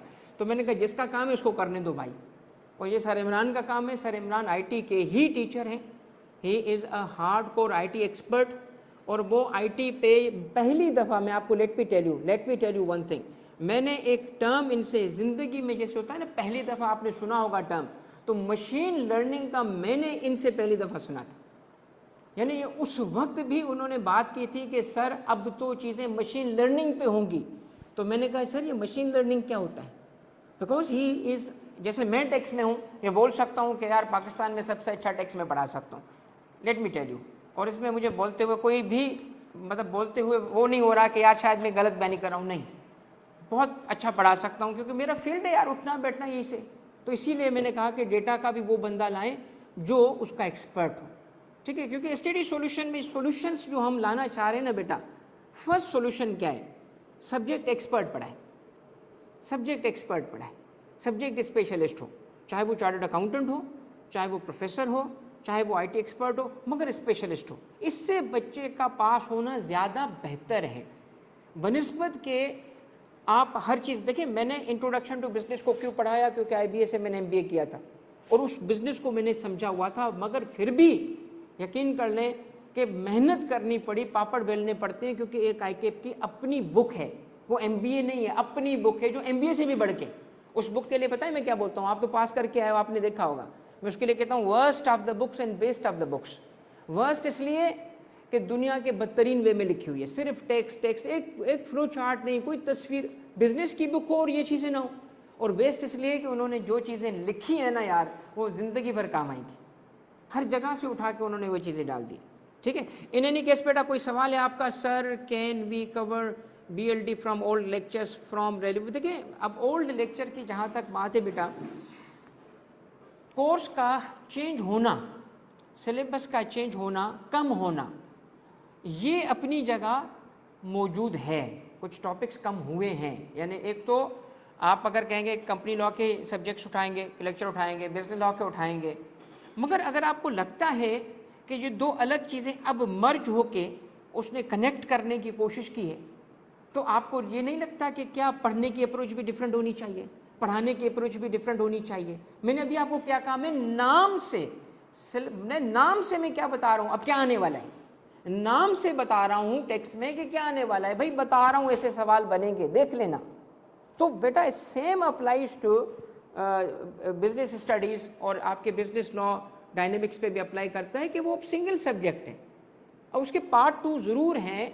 इनिशियली वो बिजनेस इस तरह होगा कि उसको कंपनी लॉ अलग देगा, मगर इट्स सिंगल सब्जेक्ट। मैं रिकमेंड नहीं करूँगा आपको, क्योंकि ये एज ऑप्शन जो आप जाएंगे, आप ओल्ड अप्रोच से जाएंगे, न्यू अप्रोच से नहीं जाएंगे। सब्जेक्ट डायनेमिक्स वर्ड का इस्तेमाल क्यों हुआ, ऐसा क्या वो लाना चाहता है पेपर में, ठीक है। तो इसीलिए मेरी रिकमेंडेशन नहीं होगी। बाकी बेटा आप इंडिपेंडेंट हो, मुकल्लिफ हो, जो फैसला करें आपकी अपनी इसमें, मैं रिकमेंड नहीं करता बेटा। टैक्स का कब तक कवर हो जाएगा बेटा? नॉर्मली टैक्स का जो कोर्स है हम 1 मंथ बिफोर कवर कर लेते हैं आसानी से। इस दफ़ा भी इसी तरह हुआ था, मगर एंड पे आके ना हमें दूसरी दफ़ा पढ़ाना पड़ता है। एंड पे आके पता चलता है कि बच्चा तो अब पढ़ रहा है, तो टाइम देना पड़ता है। अब हमें पहले बेटा एक छुट्टी मिलती थी टीचर्स को, क्लासेस एंड होती थी तो ज़िंदगी के कुछ और कारोबार हम देख लेते थे कि भाई घूमना, इधर उधर जाना, कुछ शादियां भी इस तरह रखवाते थे कि यार भाई 1 महीने का टाइम मुझे मिलेगा ना तो रखना। आजकल नहीं मिल रहा। आजकल आपके लिए शायद 1 मंथ बिफोर ऑफ होना ऑफ है, हमारे लिए एग्ज़ाम तक ऑफ नहीं मिलता। हमारा अब जो पढ़ाना है ना, मैं आपको बताऊं सबसे इम्पोर्टेंट क्या चीज़ है, ये क्लासेस का टाइम है ना, से 4 महीने या 5 महीने या 4.5 महीने का हमें टाइम मिलता है। एग्ज़ाम से पहले वही कोर्स हमें दोबारा पढ़ना पड़ता। तो अलग अलग किस्म के बच्चे, हर किस्म के बच्चे को मैं आपको बताऊं, देखिए एक चीज़ मैंने पहले इस वीडियो में भी बोली थी कि मेरा बस चले मैं तुम्हें सीधा कर दूं। शागिर्द है ना मेरे बच्चे, हमारे बच्चों की तरह हम आपको सीधा कर दें, सीधे हो जाओ, क्लासेस लाइव लो, फिजिकली क्लास में आओ, लाइव बैठा करो। मेरा बेटा एक तो ये तरीका है, दूसरा तरीका क्या है, खुद को सीधा कर दो भाई ये सीधे नहीं होंगे, ये रात को देर तक जागेंगे, सुबह पूरा सोते रहेंगे। तो मैं क्या करूं कि ऐसे बच्चे को भी पास करा दूं। अव्वल तो इस तरीके से उसको ज़िंदगी गुजारनी नहीं चाहिए, मगर अगर गुजार रहा है तो ऐसा क्या सॉल्यूशन लाऊं ताकि ये बच्चा भी, हालांकि आइडियल नहीं है इस तरह जाना, ये बहुत रिस्की होता है अनडिसिप्लिन इनडिसिप्लिन ज़िंदगी गुजारना। डिसिप्लिन में आ जाओ, ज़िंदगी में आगे बढ़ोगे। मगर इवन अगर है तो मैं कहता हूँ उसको भी नहीं छोड़ो, इसका भी साथ दो भाई। तो हम इसीलिए एंड पे आके भी बेटा वही कोर्स पढ़ा रहे होते हैं। आपके लिए 1 महीना छुट्टी होगा, हमारे लिए नहीं होगा। PRC की सितंबर attempt so should be join now or after 27 September. बेटा अगर आप अयान, आपके पेपर कितने इस पर डिपेंड कर रहा है। अगर आपकी PRC की तैयारी अच्छी चल रही है और आप उसका अच्छे तरीके से कवर कर रहे हो, अभी ज्वाइन कर लो, और अदरवाइज़ जो है वो सितंबर में आके आप ज्वाइन कर सकते हो। उसके लिए भी हम अलग से सेशन स्टार्ट कर रहे होते हैं। मेरा ख्याल है कि अगर आप अभी भी शुरू के जो क्लासेस है वो ज्वाइन कर ही सकते हो, ठीक है। सितंबर में चूँकि अभी आप हो ऑलरेडी, तो थोड़े दिन रह गए। इट्स अप टू यू कि किस में ईजी हैं आप। हम दोनों सॉल्यूशंस आपको ऑफर कर रहे हैं, ठीक है। और कंपनी लॉ वाला पोर्शन पढ़ेंगे, यस। कंपनी लॉ वाला एग्जाम नहीं है, पढ़ना पड़ेगा, कंपनी लॉ पेपर देना पड़ेगा। जिसका B लॉ पास है वो C लॉ पेपर देगा। टेस्टिंग प्रोसीजर क्या है ऑनलाइन स्टूडेंट्स का? बेटा ऐसा एक चीज़ बताऊं, सबसे पहली चीज़ क्या है, एक वास्ट मेजॉरिटी हमारी ऑनलाइन पढ़ रही होती है। This is a fact, this is a fact. Physically बच्चा सामने बैठा है, ऑनलाइन बच्चा जैसे आप सामने हमें सुन रहे हो, मगर इसके बावजूद मैं कुछ भी कर लूँ, कुछ भी बोलूँ, तो ऑनलाइन बच्चा रहेगा, उसके अलग अलग मसाइल हैं जो भी हैं। तो इस दफ़ा आपका जो टेस्टिंग प्रोसीजर है फॉर ऑनलाइन, उसको इंश्योर करने की मैं कोशिश करूँगा। प्रोसीजर तो बाकी स्कूलों की तरह ही है कि हम एक क्विज़ रखते हैं, आप घर पे अटेम्प्ट करते हो, आप हमें उसको जमा कराते हो, हम चेक करके आपको क्विज़ वापस करते हैं। मगर असल प्रॉब्लम ये नहीं है कि क्विज़ हम दे रहे हैं और आप कर रहे हो। मैं आपको एक बात बताऊं, अगर मेरा बस चले ना, बच्चों को इजाज़त देके, उनसे इजाज़त देके उन्होंने क्विज़ कितने अटेम्प्ट किए पब्लिक कर दूं, तो वो अपने माँ बाप को शक्ल भी ना दिखा सके, क्योंकि वास्ट मेजॉरिटी पता है कितने क्विज़ अटेम्प्ट करती है। सपोज़ कर लो अगर मैंने 6 क्विज़ लिए मंथ के हिसाब से, अगर एक मैं ले रहा हूँ, क्विज़ का मतलब है यहाँ पे प्रॉपर एग्ज़ाम। बेटा आपको पता है अगर मैं 6 क्विज़ ले रहा हूँ ना, तो वास्ट मेजॉरिटी अल्हम्दुलिल्लाह एक भी क्विज़ नहीं लेता। सरप्राइजिंग, हाँ पूछते ज़रूर हैं, आप क्विज़ लेते हो। हम मजबूर होके अब अगर इस दफ़ा उनके पीछे ना लाठी लेके पड़ेंगे पीछे। मैंने एक बनाई है स्ट्रेटजी स्टाफ के साथ, अलग से डेडिकेटेड बंदा बिठाना है जो सिर्फ इसको इंश्योर करे कि क्विज क्यों नहीं दे रहा बच्चा, उससे फ़ोन पे बात करे, उस पर आपको पता है सीधी सी पाकिस्तानी कौम प्रेशर के बगैर काम नहीं करती। तो मेरी अभी इस दफ़ा स्ट्रेटजी ये है कि क्विज को इंश्योर करने के लिए कम से कम मैं तो कोशिश ये करूँगा कि जो रिकॉर्डेड लेक्चर भी देखता है ना उसके भी पीछे पड़ा जाए कि आपने लेक्चर क्यों नहीं देखा अभी तक, ठीक है। मगर कम से कम क्विज़ में ये स्ट्रेटजी होगी कि आपसे बेटा इंश्योर कराया जाए कि यार क्विज़ दो तो सही, क्विज़ हम लेंगे बेटा, मगर मसला ये है कि बच्चा क्विज़ देगा कि नहीं देगा, ये मेरा टेंशन है। क्विज़ लेंगे, उसको आपको रिजल्ट भी बताएंगे, ठीक है।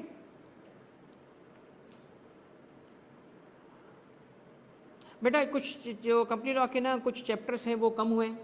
आपका सबसे बड़ा जो डिफ़िकल्ट इस नई स्कीम में जो मुझे ना जो कंटेंट वाइज लगा difficult subject, content wise difficult, content wise बता रहा हूँ क्यों, क्योंकि उस पर बहुत ज़्यादा अब आपको मेहनत करनी पड़ेगी।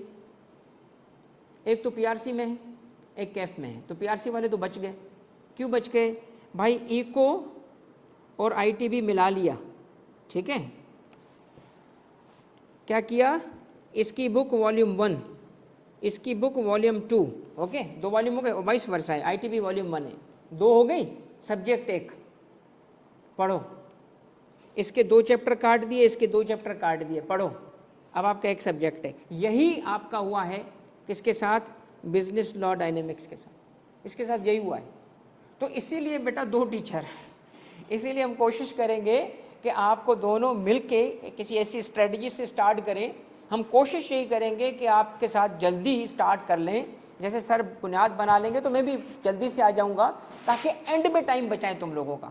हम शुरू में टाइम बचाने के बजाय एंड पे टाइम बचाएंगे, ताकि ज़्यादा से ज़्यादा तुम प्रैक्टिस कर सको। तो आपको पता है सबसे बड़ा प्रॉब्लम क्या होता है जो मुझे अब तक फेस करना पड़ा है, कम से कम कंपनी लॉ में सबसे बड़ा प्रॉब्लम आपको क्या लगता है? समझना नहीं, कॉन्सेप्ट नहीं, इसमें प्रॉब्लम क्या है? इस सब्जेक्ट में आपको क्या लगता है सबसे बड़ा प्रॉब्लम क्या आता होगा बिजनेस लॉ में? ड्राफ्टिंग। बेटा इंटरेस्टिंगली ये भी नंबर 2 प्रॉब्लम है, नंबर 1 नहीं है। ड्राफ्टिंग नंबर 2 प्रॉब्लम है। नंबर 1 प्रॉब्लम है बच्चे को याद नहीं रहता, बच्चे को याद नहीं रहता, इतना कुछ है, छोटी छोटी छोटी छोटी बातें हैं। डायरेक्टर का चैप्टर उठा लो, मीटिंग का चैप्टर उठा लो, वो इतनी सारी बातें हैं कि वो उसको याद नहीं रहती, वो मिक्सअप कर रहा होता है, रिकॉल नहीं कर पाता। ड्राफ्टिंग कब करेगा? जब याद तो हो, कुछ इधर हो तो सामने आएगा ना। तो इसीलिए हम इस दफ़ा जो नोट्स यूज़ कर रहे हैं बेटा, वो नोट्स ऐसे डिज़ाइन किए हैं कि इसमें 2 किस्म के बच्चों के प्रॉब्लम्स हल हो जाएं। एक वो जो कहते हैं सर हमारी अंग्रेज़ी वीक है, सबकी अंग्रेज़ी वीक होती है, भाई हम कौन से अंग्रेज़ के बच्चे हैं। तो इसके लिए टेक्स्ट दिया है, टेक्स्ट, मगर दिया कैसे? पॉइंट कवर करके, ताकि लिख भी सको उसको लिखने के लिए टेक्स्ट दिया है। कैसे? टेबुलर फॉर्म में, इसके बना दिए टेबल्स। तो वही चीज़ टूट टूट के छोटे छोटे पॉइंट्स आ जाएंगे। फिर उसी चीज़ का बना दिया है फ्लो चार्ट। आपको पता है ये फ्लो चार्ट आपको याद कराएगा, फ्लो चार्ट से याद करोगे, इससे लिखोगे। तो सेम एक ही बुक में दोनों सॉल्यूशन दे दिए। फिर सवाल और केस सामने रख के हम क्या करेंगे? प्रैक्टिस और ड्राफ्टिंग, ठीक है। इस सब्जेक्ट का जो प्रॉब्लम है ना, नंबर 1 प्रॉब्लम, देखिए जहाँ तक बात रही बेटा कॉन्सेप्ट की, सर इम्तियाज़ और मेरे बाद यार हम इतना कुछ कर चुके हैं ज़िंदगी में भाई, हम इन सब्जेक्ट्स के साथ, मतलब हमारे लिए तो यार सर को देख के ना हमारी हम यकीन करें हम जवान फील करते हैं यार, सर की एनर्जी देख के, सर की बातें सुन के हमें एनर्जी मिलती है। तो बात यह है कि अगर आपके साथ सर इम्तियाज़ है, मैं हूँ, तो कॉन्सेप्ट का तो मसला ही नहीं है यार, इंटरेस्ट का तो मसला ही नहीं है। सब्जेक्ट को इंटरेस्टिंग करना हमारा काम है, कॉन्सेप्ट समझाना हमारा काम है, चीज़ें समझाना हमारा काम है। असल प्रॉब्लम है नंबर 1 याद रहना। ये कैसे करोगे? ये सबसे बड़ा प्रॉब्लम है। उसको हल करने के लिए हम इस दफ़ा नोट्स यूज़ कर रहे हैं ऐसे कि जिसमें आपको चीज़ें रिकॉल भी हो सके, और उसको हम इंशाल्लाह प्रैक्टिस सेशंस के थ्रू और बाकी जैसे ड्राफ्टिंग के थ्रू हम काम करेंगे, और इंशाल्लाह मिलके काम करेंगे हम, ठीक है। आपको 2 एक्सपर्ट टीचर्स इस सब्जेक्ट में मिल रहे हैं। कोर्स कंटेंट बहुत ज़्यादा है। अगर देखिए मैं अगर इस स्ट्रेटजी से जाऊँ ना, बिलीव मी सर की जितनी एक्सपर्टीज़ है ना, सर की, बिलीव मी, मैं इस सब्जेक्ट से विथड्रॉ होकर सारे सर को सारा दे दूँ, इतनी सर की एक्सपर्टीज़ है, ठीक है। प्रॉब्लम सिर्फ ये आता है कि भाई एक सब्जेक्ट हम जल्दी कवर करना चाहते हैं, ताकि ऐसा ना हो कि बिजनेस लॉ कवर करके और फिर कंपनी लॉ कवर करें तो देर हो चुकी होगी।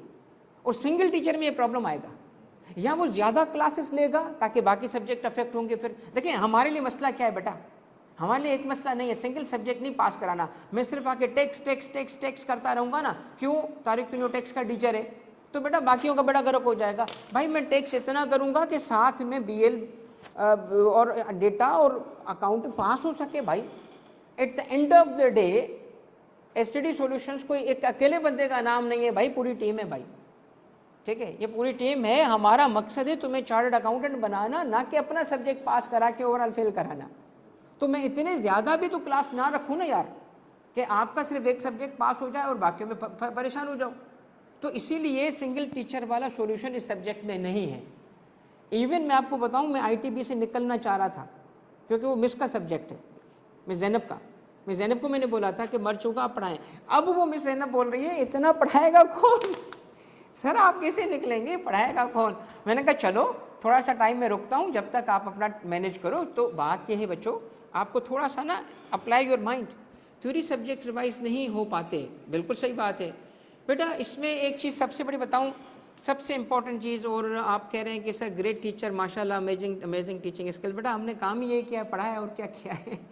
2 काम किए हैं बेटा ज़िंदगी में, एक तो बीवी के सामने मुर्शिद ये, और दूसरा पढ़ाना, ये 2 चीज़ के एक्सपर्ट हैं हम लोग। अच्छा देखो बेटा, इस तरह है कि जो थ्योरी है ना वो पढ़ाना एक मुश्किल काम है, हर किसी को नहीं आता, हर किसी को थ्योरी सब्जेक्ट पढ़ाना मुश्किल काम है। आसान इसलिए नहीं है कि मुझे खुद कितना कॉन्सेप्ट आता है, ये इंपॉर्टेंट नहीं है, तुम क्या सोच रहे हो। हम ये नहीं सोच रहे होते कि मैं कितना अच्छा डिलीवर कर रहा हूँ। आपको पता है आज से 18 साल पहले एक टॉपिक था, उस वक्त मैं एज ए जूनियर टीचर हुआ करता था, और उस सीनियर टीचर का आज भी मैं एहतराम करता हूँ, मैं आज भी उनका अदब करता हूँ, क्योंकि उन्हीं के गाइडेंस की वजह से हम आगे बढ़े। उन्होंने हमें गाइड किया और उन्होंने जो हमें मशवरे दिए आज भी हमारे काम आ रहे हैं। आज भी वो मिलते हैं, उठ के उनको गले लगाते हैं, सर थैंक यू, आपकी वजह से ही आप 2 लफ्ज़ सीखे आज हमने। तो उनके जूनियर टीचर थे, तो उन्होंने किसी ज़माने में मुझे बोला, तारिक तुझे पता है मैंने पहले तुझे टॉपिक कौन से दिए थे। मैंने कहा नहीं सर। कहते कचरा टॉपिक दिए थे, यानी जो तंग कर देते हैं टीचर को पढ़ाने में भी। तो उस कचरा टॉपिक को पढ़ा के अल्हम्दुलिल्लाह इज़्ज़त बनी। तो असल चीज़ ये है बेटा कि एक दफ़ा मैं पढ़ा रहा हूँ, एक टॉपिक पढ़ा रहा हूँ, और इतना ज़बरदस्त पढ़ाया ना कि खुद को शाबाशी दी, ज़बरदस्त यार, कमाल का आज तूने पढ़ाया। जब मैंने उसके बाद बच्चों को कहा बेटा समझ आ गया, सब ने कहा नहीं।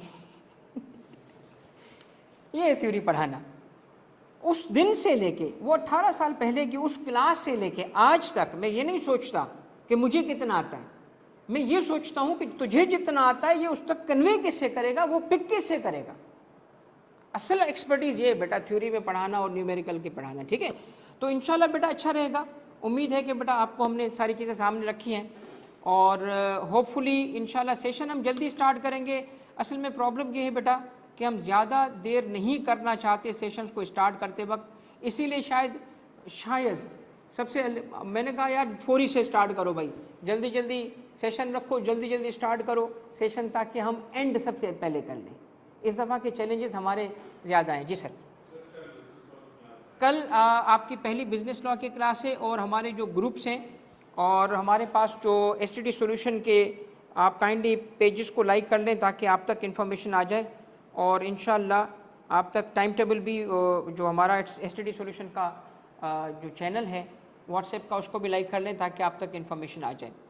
टेक्स्ट की सेशन रखें बेटा, हम मॉर्निंग रखेंगे इसलिए, ठीक है, मॉर्निंग के सेशन आपके लिए रखेंगे।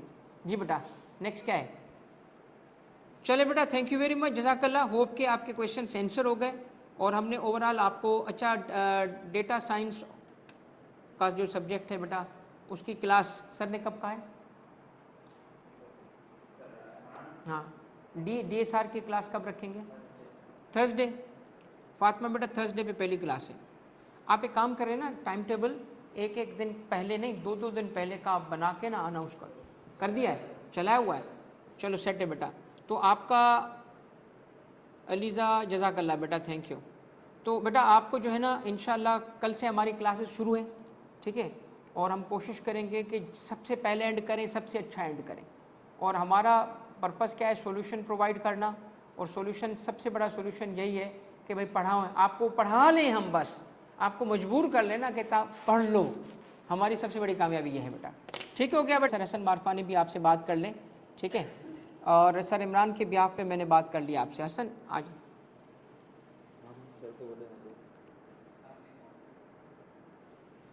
जी वालेकुम सलाम। हसन आवाज़ आ रही है आपकी?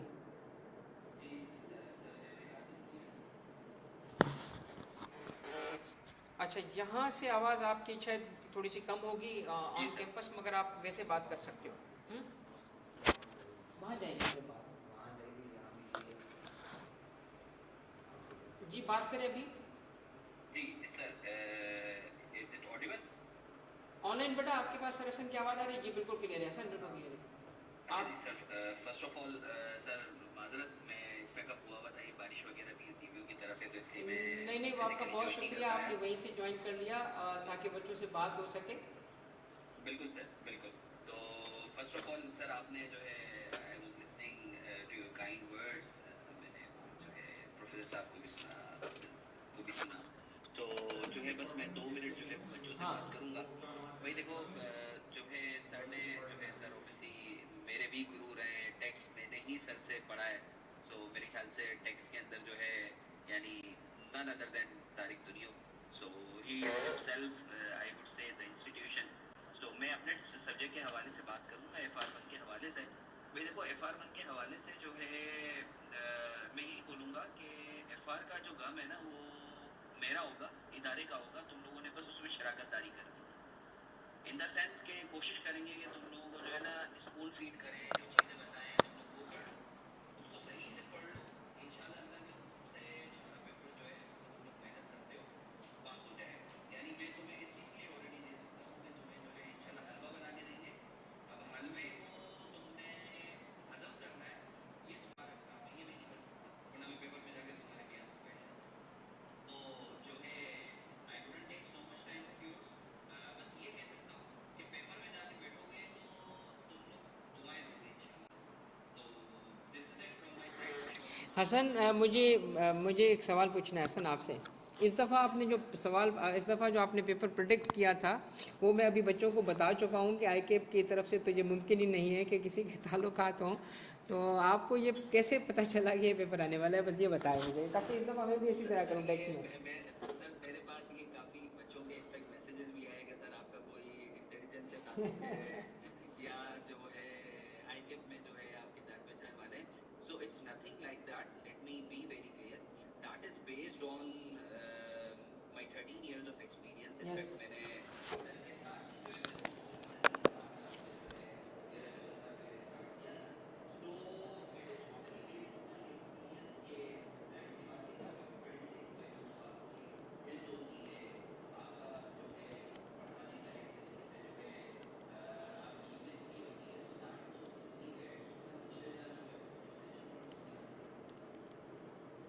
हसन आपके करंट पोजीशन क्या है इस वक्त, आप क्या कर रहे हैं?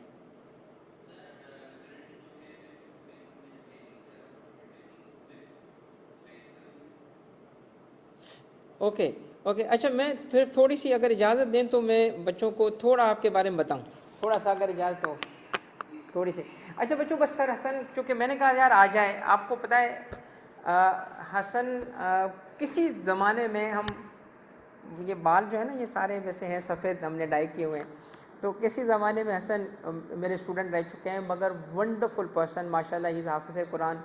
और जिन लोगों से एक मोहब्बत का ताल्लुक़ होता है, हसन से मेरा एक मोहब्बत का ताल्लुक़ है। हसन मारफानी अगेन किसी इदारे जिसके साथ में जुड़ा हुआ था, वहाँ पे वो पढ़ाते थे, FR1 के वहाँ पे भी टीचर रहे हैं, बड़ा अरसा उन्होंने पढ़ाया इस सब्जेक्ट को। और जब STD सॉल्यूशन का बुनियाद डालना था ना, पहला बंदा जिसके पास मैं गया वो हसन मारफानी था, ठीक है। और उसके बाद मैंने हसन से क्या कहा, मैंने हसन यार किसी ज़माने में तुम अलग हुए थे यार, टाइम आ गया है कि वापस आ जाओ। और उसने इतनी इज़्ज़त दी, उसने कहा सर आपका हुक्म। और माशाल्लाह उसके लिए, इस बंदे के लिए मैं आपको बताऊं, जो टीम जमा हुई है ना, मेरा एक सिंपल सा उसूल है, सिंपल सा उसूल है। नंबर 1, टेक्निकली एक्सपर्ट जो नहीं है ना, उसको पढ़ाने का हक नहीं है, तजर्बे ना करें। बिलीव मी, ये मेरा उसूल है। अगर मुझे लगेगा ना कि ये जो टीचर है, ऑब्वियसली बात है कुछ नए टीचर भी मैं ट्राई करता हूँ, बट मुझे पता है कि उसको आता होगा।